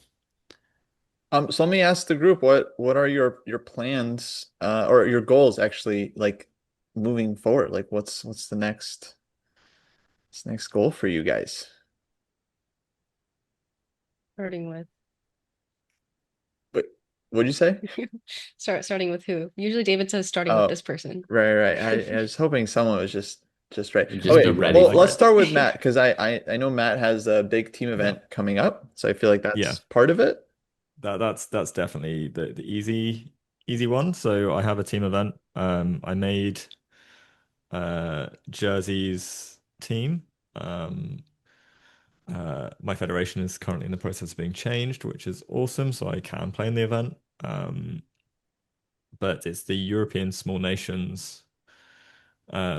So I will be on one of the boards, still to be decided, but we'll be playing against all the other small European small nations, which is a really cool event. Does the Uh, Vatican send a team? no, No. no, they don't. I think But there's a whole Maybe Liechtenstein. Liechtenstein, yeah, Yeah. that has a Nice. team. Matt versus Liechtenstein. Monaco, Luxembourg, I think um, Andorra, they're always the big Andorra, favorites. yeah. Big There's a whole favorites. bunch. So so yeah, that'll be a really incredible experience in general. So um I want to be very ready for that. This tournament was a great starting point for me to identify a lot of holes, and also what's really interesting out of this tournament, in the first like 5 rounds, 4 out of the 5 were some form of French as white or as black. Um, and I never thought I would be tired of playing a French defense until I did it like almost 4 times in a row. Um, so yeah, there's goals around, okay, I definitely need to shake up some of my openings, to be more ambitious, to give me more ideas, and cover some of the terrible opening holes, as you mentioned, that there are. And then, yeah, outside of that, I'm gonna be in the Jersey League again. I'm fighting for a spot in the Olympiad next year. So that will be something to really get sink my teeth into. So we play a Swiss. Um, uh, and if I get top 3 in the Swiss, then I will be able to make the Olympiad team for 2026 as well. So those are like 2 big performance goals. So just don't get crushed in November in the European small nations, and give, the team the best shot it can. Um, because I got in through pure grit and prep against my opponent pretty much, in a match that I had to play to gain a spot. So that's a very different scenario. And like I'm on the cusp of like being able to make the team, so I put my all into that. So I want to be able to make sure I can do the best performance I can, and like feel kind of more worthy of a spot in the team, I guess, as well on that front. Mhm. So yeah. The other big event coming up for you, Matt, is that Pragnananda is starting the Grand Swiss Woo.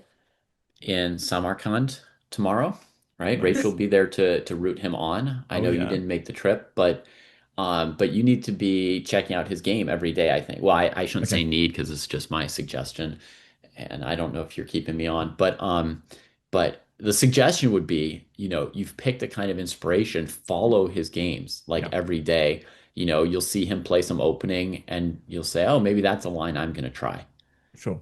So just follow his tournament in real time and let that, inspire you. Amazing. Yeah, that's a really good suggestion. I will definitely be doing that. All right. Maybe Rachel next. Yeah, sure. Um, I think the biggest thing for me was like, I mean, juggling chess with school with like a million question marks of like different hobbies that I had and like what I wanted, the way I wanted to guide my life, I guess. And then slowly, like bit by bit, trying new things, like trying streaming like once a week to like a little bit more, and then eventually just coming to the decision my senior year of like, okay, let's try to make a career in chess. And then now that I've actually started doing that, and it's the first time, like really the 5 weeks up to Maya is the first time that I've been able to focus on chess and not have chess be like a side thing that I, try to cram an hour of tactics in my free time with like a bunch of other things going on as like a, you know, hindsight hobby thought of, now that I can make it more of a priority. I'm definitely excited. Um, I'm definitely more, I've talked to Anushka about this. I think that Anushka is more of like a big dreamer and I'm more of like a take things very step by step. Um, I don't like to think like, oh, I want to be this rating by this amount of time. But rather just like, okay, what can I do practically every day to just feel like I'm going in the right direction? And I feel like just keeping up the dojo program that I had up to Maya, just continuing it, trying to do an hour a day or, trying to study some kind of chess every day, um, will just lead me in the right direction. So yeah, I'm just looking forward to having more time for chess and having my chess rating or chess ability be more of a priority now. Nice. And Maybe who one are day those you? players will be interviewing you. Who are you gonna root for in the Grand Swiss? Well, I well now I just had dinner with someone who's ranked number 81. So no, it's hard to say. I'm rooting for everyone. I don't know. I don't have one particular person that I'm especially rooting for. Very Okay. diplomatic. Okay. Yeah. I don't know. But it I know them all to You like can an root for equal Gukesh. level. That's a very diplomatic. Yeah. Yeah. but That's truly it could be nice as you get to watch this kind of level of chess and get to know some of the players. It could be useful for you, like with Matt, to sort of pick out somebody whose games you want to follow, right? Like Matt's got Prague to watch. I root for Gukesh, but actually Dubov is playing in this tournament. That's Ooh. the guy who plays the most like me of any player who's actually good. So like I always have to follow his games, and that brings something to my chess. I'm Nice. excited to figure that out because I Yeah, haven't, before this job, I hadn't looked too much at the current top players in their games and trying to find like playing styles that I liked. So I'm yeah, excited to have that as a side bonus. yeah. Somebody who likes IQPs and the C3 Sicilian. That's the one opening that I believe in is that. Yeah. Everything else I'm willing to change. Yeah. So Anushka.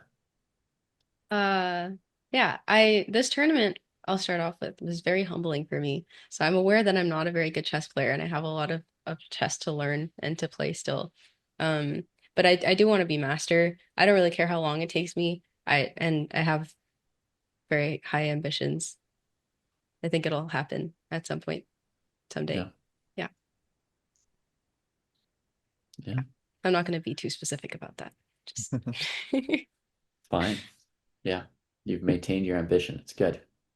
Good. How do you like also I suppose this is something that's been set in since I started chess and maybe for the others as well. And I know that this is a big thing for a lot of people in the chess world, but I would love to get over 2000 FIDE. Like I do have like a rating milestone like that.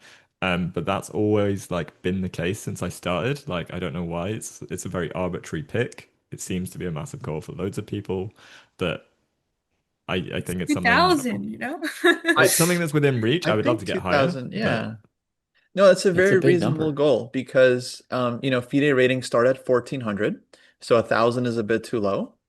Mm. And no one has ever reached 3000. So I think 2000 is like a very, very Yeah. reasonable. I mean, it was our goal too, Kostya, right? With the dojo training program to get 2000 people studying in the training program, Yeah, but Dojo recently right? hit 2,000 members, so Yeah. yeah, we were very happy Yeah. about that So we were milestone. into that number. It's not a FIDE rating, but it's still like a good number. 2000 is a good Sure. number. Yeah, and the more that I play chess, the more reachable it's been. I've always told people it was less, but it was always 2000. Like as because when I was like I don't know 1400, I was like, yeah, it's gonna be 1700. Like Hmm. it's trying to like temper the expectation, but like Yeah. I don't know, I've been going up slowly, but surely. I haven't yet plateaued, although I haven't played enough to really see a plateau. But yeah, it feels things are getting more in reach, I guess. But I don't know if Rachel and Anushka you have had or a rating goal or whether that's something you just don't care about. Anything I'd else you want love to to? be 2000. Sorry. Oh, sorry. Go ahead. No, no, I just I Also, feel like every chess player would love to be. I mean, not every chess player, but I feel like that's a very common thing. Like I'd love to Yeah, yeah. be, I'm in my head, I'm like, okay, let's start with 1800, mhm. and then I Step by just, step. just step by step, yeah, very step by step person. I'm like, okay, start with 1800, then we'll think about 1900, but yeah, 2000. It'd be so nice if I could just walk around and be like, I'm 2000, like this yeah, I'm very down.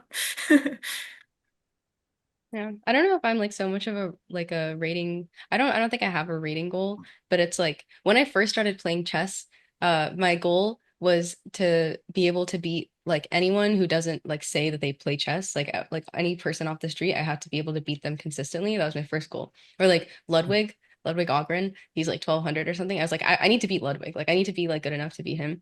I think Mhm. like when I think about where I would like to be, I want to someday be good enough that I don't really lose games against non-titled players. And I think I will, which is like, it's impossible. It's like, it's not going to happen. And you're always going to lose games. But I would it's love to like be that my, good. Dang. yeah. But like, wouldn't it be nice? Wouldn't it be nice not to lose to like non-title Oh. players anymore? And to play a lot of games, right? Because the easy Yeah. way to not lose is not play, but you want to be playing chess. Yeah. Yeah. And, Yeah. and like, just play chess that I'm really proud of. Yeah. And yeah. Yeah. I mean, I'll tell you something that I really enjoy, Anushka, is like I can just go into a chess club and play a casual game with somebody, some random person, and usually there will be some kind of cool idea in the game, right? Even if I'm not 100% like giving everything I have to it, like I can just sit down, play a game, and there will be something cool in the game, something where I'm like, oh, that's nifty. Mm, I think that's like a very fun way to have chess in your life, right? That you could just sit down, play a game, and something cool will happen. yeah. So for me, I'll be taking a bit of a break from like series tournaments, but I think I'm gonna play next in late November, US Masters coming up. And then I'm also planning on playing Sitges Open in Spain in December. And then maybe Tempting. Wilton Cup after that too. So I've Also got tempting. like almost 3 months basically to work on my chess. And that's gonna be my goal for the next 3 months is to actually just work a lot um on the game, trying to get better. Mhm. Which I'm very excited about. So And why do you want to get better? What's so exciting about it? oh, I just like it. Mm, Just- I mean, I still like chess. Chess is cool. It's still fun to play, and I feel like I still feel like I can improve, I guess. And so it'd be cool to see just how much that is possible.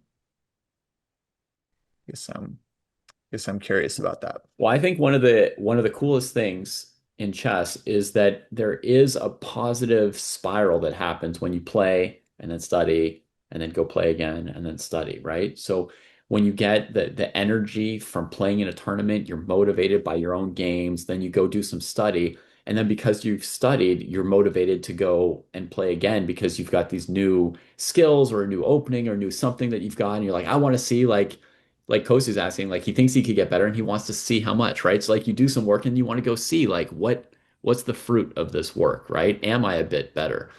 And so I think all four of you, it feels like you're in that kind of spiral. It may just be in my theory, it might just exist in my head, but it's like you train a bit, you play, you want to train some more, you want to play, and it's just kind of feels pretty good. So, I wish similar experiences to all our listeners. Did you know that the dojo is so much more than a podcast? We've got tactics, a database, a training plan for everybody, a community of people trying to get better. So come check us out, chessdojo.club. Hit the link in the description. Part of the point of like going and analyzing your games after a tournament is you kind of Figuring it pick out. what you want to work on sometimes. Obviously, a coach can help because sometimes like if you like look at your games and you show them to your coach and you say, "Here's what I got. I think like I need to improve my openings." And the coach says, "What do you mean? You had a good position at move 10 every single game and Right. then you blew all these end games, right?" Like sometimes the coach will be right and give you like a different objectivity or perspective on your chess. Um, the opening thing is like something very like obvious to like try to improve.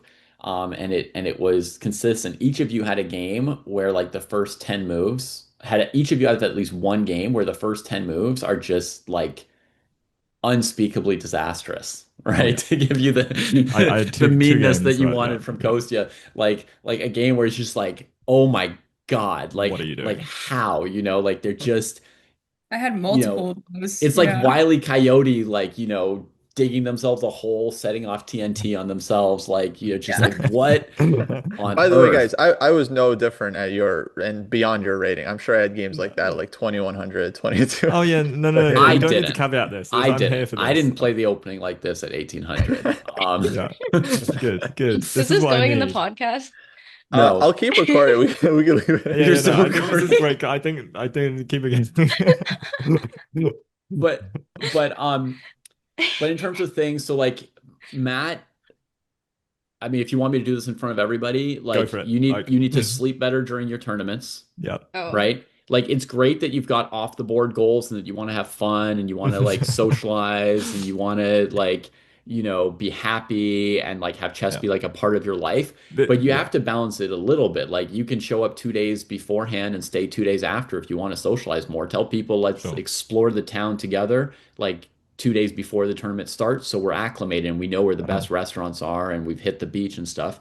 But during the tournament, I mean, you got to sleep. You can't play a chess tournament where you're It not was just sleeping. one. It was one day during the tournament. But there That there was was were the two another only day thing. where days. you slept 3 hours, and like There were two. Oh yeah, that's yeah, not very full either. So you got to sleep, and you've got to be able to bring like just a little bit more like intensity and killer yeah, edge like during the games. And I don't know if that's complacency or fatigue or a mix of them or something else, but like you've got to want to win a little yeah, bit more. yeah. I mean, if you want to win more, then during the game, we need to like feel a little more like killer coming off of you, right? Sure. Because I could feel that like you're not particularly disappointed to draw a game. Like, Yeah, I think in yeah. like contrast, like Anushka, like when she sits down to play anybody, she's like, I should like tear this person up, I am right? usually yeah. And you're I like, well, if it's like a draw, it's like a draw. I played reasonably, like the position's okay, right? Like the yeah. game with the rook and knight that you lost, right? That killed me though. Like I I went don't into know that if game with a killer instinct, like where I was like, I'm gonna kill this guy, and then like in the drew out the opening, and then towards the end, I went into like this like draw mindset, and that was terrible. right. But was there not something like in the back of your head all along where you're like, if it peters into a draw, that's not the worst thing? Yes. Like I can press, but if they defend and it ends up in a draw, that's okay, Yeah, but right? I like yeah. I The suppose I way had to win the the game was very hard to find. You're not gonna you like period at your level, it would have been very hard to find, period. Just objectively X's and O's, right?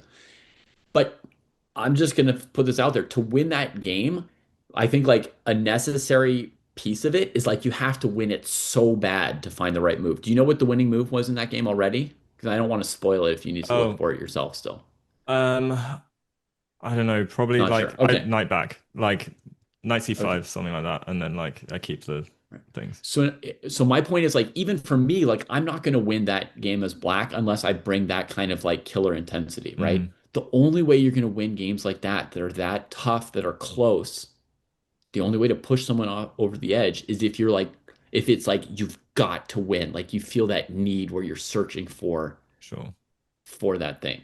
So there, and then of course, the three pawn up game and some other games, Mm, right? Like mm, if you're just more like, I gotta get my points, I gotta get my my W's, Yeah. my rating, my whatever it is, that's gonna that's gonna be needed, some of that kind of intensity. Okay. Um, Essentially, the intensity I had for this match that I played to get on the Jersey team, because I that was like match, like you Oh yeah, played you like a crushed it. Yeah. dog, dude. yeah, like I literally was like psyching. I had like a hype playlist on when I was driving to play him, and I was just like, Yeah. I'm going No, to kill him. you were like a stray dog that hasn't eaten well for a week and like Yeah. just got into like a yard where there's some food, but there's also some other dogs. And you're like tearing that. Yeah. So Yeah. Sometimes I Okay. like to feel like an executioner at my board, and I say to my opponent, I'm sorry it had to be you today. So instead of like good game beforehand, it's like I'm sorry. Okay. But that's a great point actually about arriving early because for me the jet lag definitely affected me this event. So and usually when I go to Europe I do try to get there a tiny bit early, but yeah, this time I feel like I needed several days to get used to it. So that would have for me that would have been really helpful. because I don't want to be the guy advocating against like a life balance, right? Yeah, usually I think this was a But very unique scenario in the basis that like the streamer thing, I think was like became more of a priority, or not a priority, but like having the experience of being there with 18 other streamers that I sort of know from online, but not don't know, and like the opportunity to make like some potentially lifelong friends, I was yeah. like there for, because also being in the slightly, I mean, okay, you guys aren't that much younger, but I was like, my mentality also was like, this kind of scenario is very rare the older you get, and I want to make the Hmm. most of being in this position with these people that I Hmm. can, as well. So like that definitely, I think you're right, definitely trumped all of my chess. Yeah. Like, And there's nothing wrong with that and that yeah, being yeah, important, right? You just have to set it up so that you're actually you do yeah, have the balance, right? yeah, So yeah, and yeah, it's good to like subconsciously like next time, yeah, no, yeah, like, yeah, know the balance. yeah. Anyone else want something similar, or are we I'm good? ready. Yes, Yeah. please. You Okay. you've got like a Clutching. shield as well. Like, well, Yes. let's go. So Anushka, as I said, I was impressed with the toughness, so that was great. Um, I would say the thing that in training, setting your confidence and calibrating it correctly was so important, and I think that's going to remain delicate for you after this, right? Like you've done good work on it, and you were tough when you needed to be, but it's still going to be a thing where you're going to have to keep an eye on it. You know what I mean? Like somebody who had like time trouble as a problem and they've cured it, but they still have to keep an eye on it, right? Or somebody, who has a history of alcoholism or something like that, right? Like you're going to have to keep making sure that your confidence is in the right place because left to its own devices, it's going to bounce up and down. You're going to be like, I am Anushka, the queen of the world. You're all going to die because I'm here. Then you're going to lose a game and you're going to be like, I'm just not like, I'm just not Anushka. Like I give up. Like I'm over this. If I don't get to win every game, like I'm out. Yeah, that's fair. Um, so you're going to have to constantly monitor that, even though you did a lot of work on it. It's like it's lifelong, potentially. Mhm. Um, so that's something for you to keep on. And then the other thing is like we really struggled to find the right level of calculation exercises for you, Mhm. right? And that's still a thing. We have to get the right diet of calculation going for you so that you're doing the right kind of calculation. And like what I'm really brought to is there's a moment in a Najdorf game where the opening went really well for you Knight and you B3. and you played the exchange sack on D5, Yeah. Oh, yeah. right? And I know you thought like the move before, because the move before you have to decide, are you playing D4 or are you playing something else, right? And you play Mhm. D4 and then they play knight D5 and you sack the exchange there. Yeah. That's the kind of position that you don't find a lot of those in books, right? There's not a lot that prepares you for it because it's a position where maybe there's like three moves that are kind of good for you, but they're not like checkmate good for you, right? And it's kind of confusing. I haven't looked at that position with an engine yet, so I don't know what the answer was either. I was sitting and calculating that with you. And like it's clear your opponent's played some bad moves in the last few moves before that. So we assume that there's some line that's good for you, but we don't know, is it +1 or +3, right? It's Mhm. hard to be sure. And we don't know if every move is slightly good for you or if one of them's losing and one of them's winning. And so very few positions like that in books, but we need to improve your calculation in that kind of key situation, right? It's exactly the kind of problems I've been trying to find for like the dojo problem base positions where there might be three good moves or one good move, but it's just like confusing real life situations. It's hard to Mm. find those, and we need to keep finding those for you, and you need to keep working on them. Uh, if we want to keep getting better, which it sounds like you all do, right? But if we want to keep getting better, that calculation, it needs to get a bit better so that in those critical moments, we're never going to be 100%, right? But we want to go from like 50% to 60% to 70%. We want to like work on like the thought process around it, being clear on like this valuation, this variation I evaluate like that, this next variation I evaluate like that. Like, what are my choices? Like, what am I going to do? Using the right amount of time on it. Um, because that move probably decided that game, right? And there are those kind of moments that decide the games, and we want to get the accuracy up a little bit in those moments. I mean, I'm not saying it like this is like a bad thing, right? Like I didn't know what to do, and I Yeah. like worked hard on that position at the same time as you. Along with you, I was working on it, and I didn't see the answer. Yeah. Um, but that's the moments that we want to be preparing for, I think. Try and keep getting better at that. Yeah. That, I mean, that was a hard position. Very hard. Yeah. Very hard. And we all hit those positions where like it should be good for you and you don't know which line it is and it's so confusing. There's multiple possibilities and they're hard to evaluate and they're hard to calculate. It's like everything all at once. Um, but that's what I want to move you towards more in your calculation work, right? Less like clear-cut combinations that take 2 minutes and more like 5 to 10 minutes of murk of just like fighting your way through murk, muck, etc., and trying to get better at finding a direction. Mm. You know? Anything about any critiques about my like play?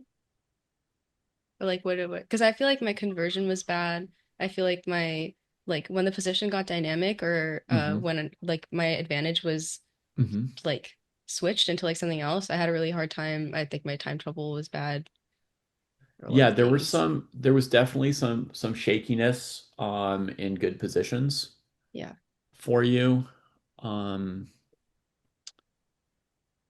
you know, this like rook endgame that should be winning for you that eventually Yeah. lost. I'm sure that was like slightly painful, though you're doing a pretty good job of being tough about it all and just, continuing to work forward. Um, but yeah, there was definitely some shakiness on some of the conversions, and I didn't feel like you were complacent like Matt. I felt like you were genuinely a little bit like confused. Like, how do I move this Yes. position closer to a win? That Yes. was my like mind reading off of the DGT board. Um, And I played like 7 hours of Blitz yesterday, and I was just yeah, noticing the same like issue where like I will get into good positions and very normal looking positions where like a book would say, and then this is, you convert this because you're like up in exchange in two pawns, yeah, and I just don't know what to do. And I like freeze yeah, and then I like spend all my time and then I blunder and I lose. right. So one way to get better at that is to practice it, but I feel like you could actually use some coaching or talking through some of that stuff to figure out how do other people approach those positions. And because that phase is a little bit below the rest of your level, it doesn't need to be like an IM coach or something like that, right? Like Rachel or Matt would be good enough that you can bounce your thoughts in a position like that off of them, like from that exact position that I'm talking about, for example, right? That game.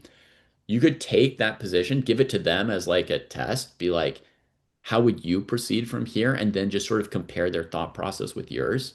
Mhm. And just talking through some of those things, I think you'll find some new ways to approach it. Okay. Also, Um, I don't know if do you think sparring would help with that? Because I quite like spar like well, I am very so used to being normally I immersed. would assign sparring in this case, but there's some kind of problem where she needs something other than just sparring. Right. That's what I She thought needs too. It's she like needs to this is really hear like somebody else's thought process. Like what's Mm, the priority? How are they approaching it? Like sure. yeah. schematically. Um, there's a chapter in this great Endgame book by Shereshevsky, which is not too hard for any of you. Endgame Strategy by Shereshevsky is like just at the right level for you, but you guys already do so much endgame sparring, you don't necessarily need the book. But there's a part where he says like schematic thinking, right? And it's sort of saying like, I need my rook to do this job and my knight to Yes. do this job, and I'm trying to get Yeah. this setup. And then from this setup, I'll be able to, create this passed pawn, or I'll be able to advance one more rank and get my king up the board or whatever. Yeah. So I think like Anushka needs to hear what some other people's schematic thinking is to compare it with hers, Yeah. right? And some of it's like, it'll be things like, I know that if they ever trade the knight for the bishop, it's fine for me. So I'm not like avoiding the trade. Just some stuff like that where she, I think, is like not sure if she should or shouldn't allow a certain trade. So like every move she has to like decide or evaluate it again. Deciding do you want to be in the rook ending or the knight ending or the bishop versus knight or stuff like that. If you just have some of that stuff sort of like set aside and you're like, this is the scenario that could go wrong. This is the scenario that could go right. This is the weakest pawn. Am I playing for counterplay or am I playing for passive defense? Like, just she needs to hear what some other people think about those decision points so she can come up with like a little bit more of like an instinct or a natural uh, direction that doesn't take as much effort. And I watched some Danya speedruns just like because I felt the same way. I was like, well, how do people like people just play games all the time? And Yeah, like I see people play games all the time and they just seem to know like what to do. So like maybe if I hear someone talking through it and like yeah, half of that stuff he does pre-moving because he just knows how to convert. Like and I don't Mm, like surely there's a thing. Like surely there's a yeah, part of my training or something like that I'm clearly missing. It's like really bad. yeah. And I just don't understand. I've had some similar weaknesses. So one of my weaknesses was like positions where like the pawn structure is completely gone. um would be like a problem for me because just none of the pieces are like anchored like normal and they're kind of like floating around. When it's like there's only one or two pawns, but the mm, pieces are sort of moving around them. There's still maybe three pieces like rook knight bishop against rook knight bishop, and none of them are yeah. defended or on outposts. Yeah. And like I'm just confused. It's like the ground is gone. There isn't gravity anymore, right? It's just like that's one area that I was like lost in. And another area I was lost in was positions where I'm too winning. Like I'm so much winning that there's no tension anymore. And so I don't feel like, oh, I got to do this or I got to do that because the position's just gone like limp, slack, right? Um, and that was one of the reasons why I'm like so bad in blitz is because you get these like dumb positions where you're completely winning and like I just don't know what to do anymore. Yeah. I'm like moving back and forth. I don't even know how to move back and forth. I'm Yeah. like Mm, literally just hanging pieces because I can't find a way to move back and forth. Um, Yeah. mm, so yeah, playing a lot of Blitz and Rapid for a lot of people has improved how they do at this, but I think you need to first like hear a little bit like what do other people do? How do they come up with moves? What's the thought process? Yeah. And for most of them, it's already something that's kind of instinctive. So it's not even a thought process anymore, but you have to like say like, Rachel, like why would you do this? What would you do here? And then just incorporate. So that There that was Cheryshev chapter, I'd say, is really good. Like schematic thinking. You can also just Google schematic thinking in chess, and you'll probably find like some nice lectures or articles as well. okay. I just want to add another great way to improve on this is to just like watch really good commentary. And I feel like this is how I improved this aspect of my game back in the day because I would watch hours. I remember of like Yasser Seirawan doing commentary, and he in particular is just very, very good at this kind of thing. Not just in end games, but like middle games, just all kinds of positions, like showing what the dream setup is for each side and like what the strategic plan is and what the strategic balance is. And I mm. just felt like if you watch really high level commentary, with or without the engine, it's just like as long as they explain stuff well, you can often just get tons of understanding from that. I remember there was one game that I showed you like at dinner and I was like, how did I lose this? Like what did I do that was so bad that like that I lost this position that is like so amazing. It was my last Najdorf game, David. Hmm. And like it was like super winning, but I had no time and I was like in danger of being flagged before move 30. I think I had like 10 moves to make or something.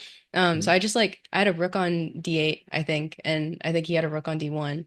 Um, or something like that. And he was like trying to double on the F file, and like my only weakness in the position was F7. So I was like, okay, I will just like trade a rook, and then he can never attack my F7 pawn, and then I can know that I'm safe because like I at least he's not getting counterplay, right?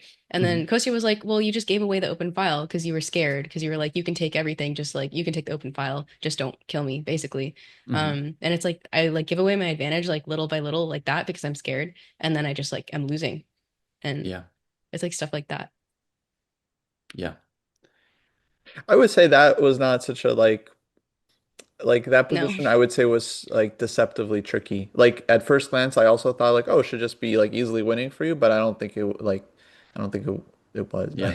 It was Unfortunately, tricky, chess but it's like is a hard. it's the game that I've been talking about almost this whole time, right? Like it's a very, very like typical game of like Anushka's like weird problem that she's worrying about here, right? Like where she's got a position that should be good and and she's like hesitating and doing things in the wrong order and stuff like that, like she eventually went and took the pawn on h4, but first she like wasted a move because she wasn't sure if she should go for it or not, right? And Mm. she didn't know whether or not her f3 pawn was going to win the game or not, right? So that'd be an example of like schematic thinking, is just understanding you can't win with the f3 pawn, Yeah. right?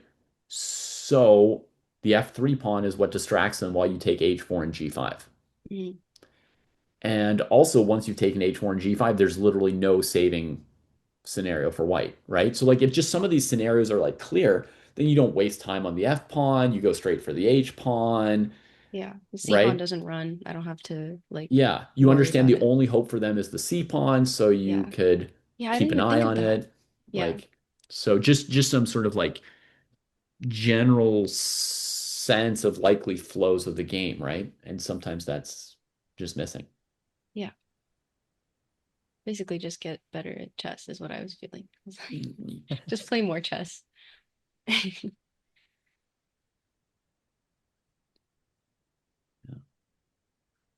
All right, do you want to do Rachel? Sure. Um, Rachel, how did you feel you did on like seeing the button? Did you see it in a bunch of the games? Um, yeah, I mean, I was really happy with the two knight takes f7 sacks. Yeah. That those, I mean, my opponent they both made some like critical development errors, but I was happy that I could capitalize on What it. did you say? Seeing the Um, button? The button. Yeah, what's the button? One Yeah, of I was Rachel's gonna say. goals was being able to see the chance to press the chaos button, or the button that leads you into Ah, I Mikhail love Tal's that. deep dark woods, right? Oh, this is great. So it's not that she has to press it every time she sees it, but she just needed to like notice when it's there. That yeah, was like our first goal, right? The logical next goal is getting good at evaluating when you should or shouldn't press that button. yeah. I Wow, thought I I love thought I that. was able to do that more games than not. I think, Mhm. I think the French game with knight takes e4. Yeah, I was like I was exhausted after that game, but I was pretty happy with that game. But I don't think that there was a like minor things. But yeah, I didn't really see a moment for that, I right. guess. But I mean, I think that like just having that in mind, like the round 8 when I kind of just botched the Alekhine opening. I played c4 and it was just down a pawn, and luckily Yeah, didn't take it. he didn't take it. Yeah. But Oh, which was shot. I was like, you just play f6, and I just like I yeah. yeah. Like that was a moment. I don't know if you saw that, or I guess I think you saw I the end of the did. game, but what happened was like, I was slightly worse, and I knew that rook f2 was probably the more sound decision. And basically like, I hadn't made any threats really. And I was like, okay, I'm Hmm. gonna play a slight like in my head, I was consciously like, okay, I'm gonna play a slightly worse move, but I think like, presses the chaos button a little bit more, like makes it complicated. Yeah. And like maybe I'm worse if he finds the best line, but at least I'm trying things. And the one Yeah. threat that I made, he just like blundered. Just So yeah. I was happy that Yeah, and I felt like it was similar in my round nine too. Like Mhm. just trying to create threats. Like even if I see a clear way to stop it, Yeah. just so I think I did. I was pretty happy with that in Yeah. general for most of the games. Yeah. And that there you also got to see how like if you make if you do some of this stuff, there's a certain number of mistakes that are going to come from the opponent, right? So you don't have to be as afraid of making mistakes yourself because they're going to Right. make mistakes too when you make it that hard. Yeah. It Um, was yeah, because yeah. yeah, so I think to me it makes sense for you to continue going with, studying more games of Mikhail Tal, maybe find a modern player who plays a little bit in that same style, which is, aggressive and chaotic, and there's a certain amount of intuition as opposed to just calculation, right? Yeah. Like Tal didn't see like that he's forced winning with this or that, right? He just saw like, oh, it's crazy, and Yeah. he's like feeling the position almost as much as he's calculating it, right?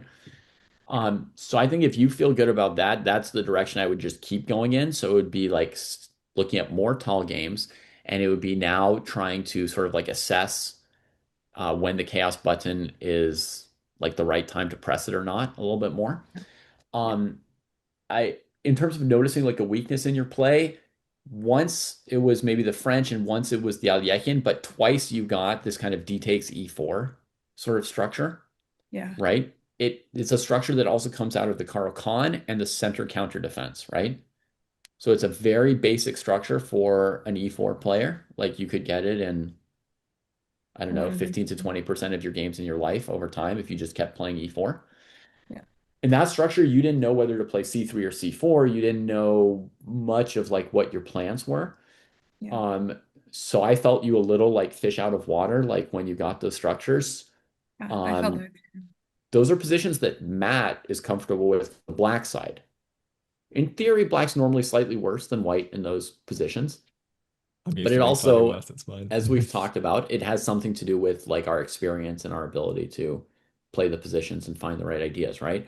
So you could spar those kind of positions with Matt for sure, since that's like a strategic weakness in your And game is like playing this so for white.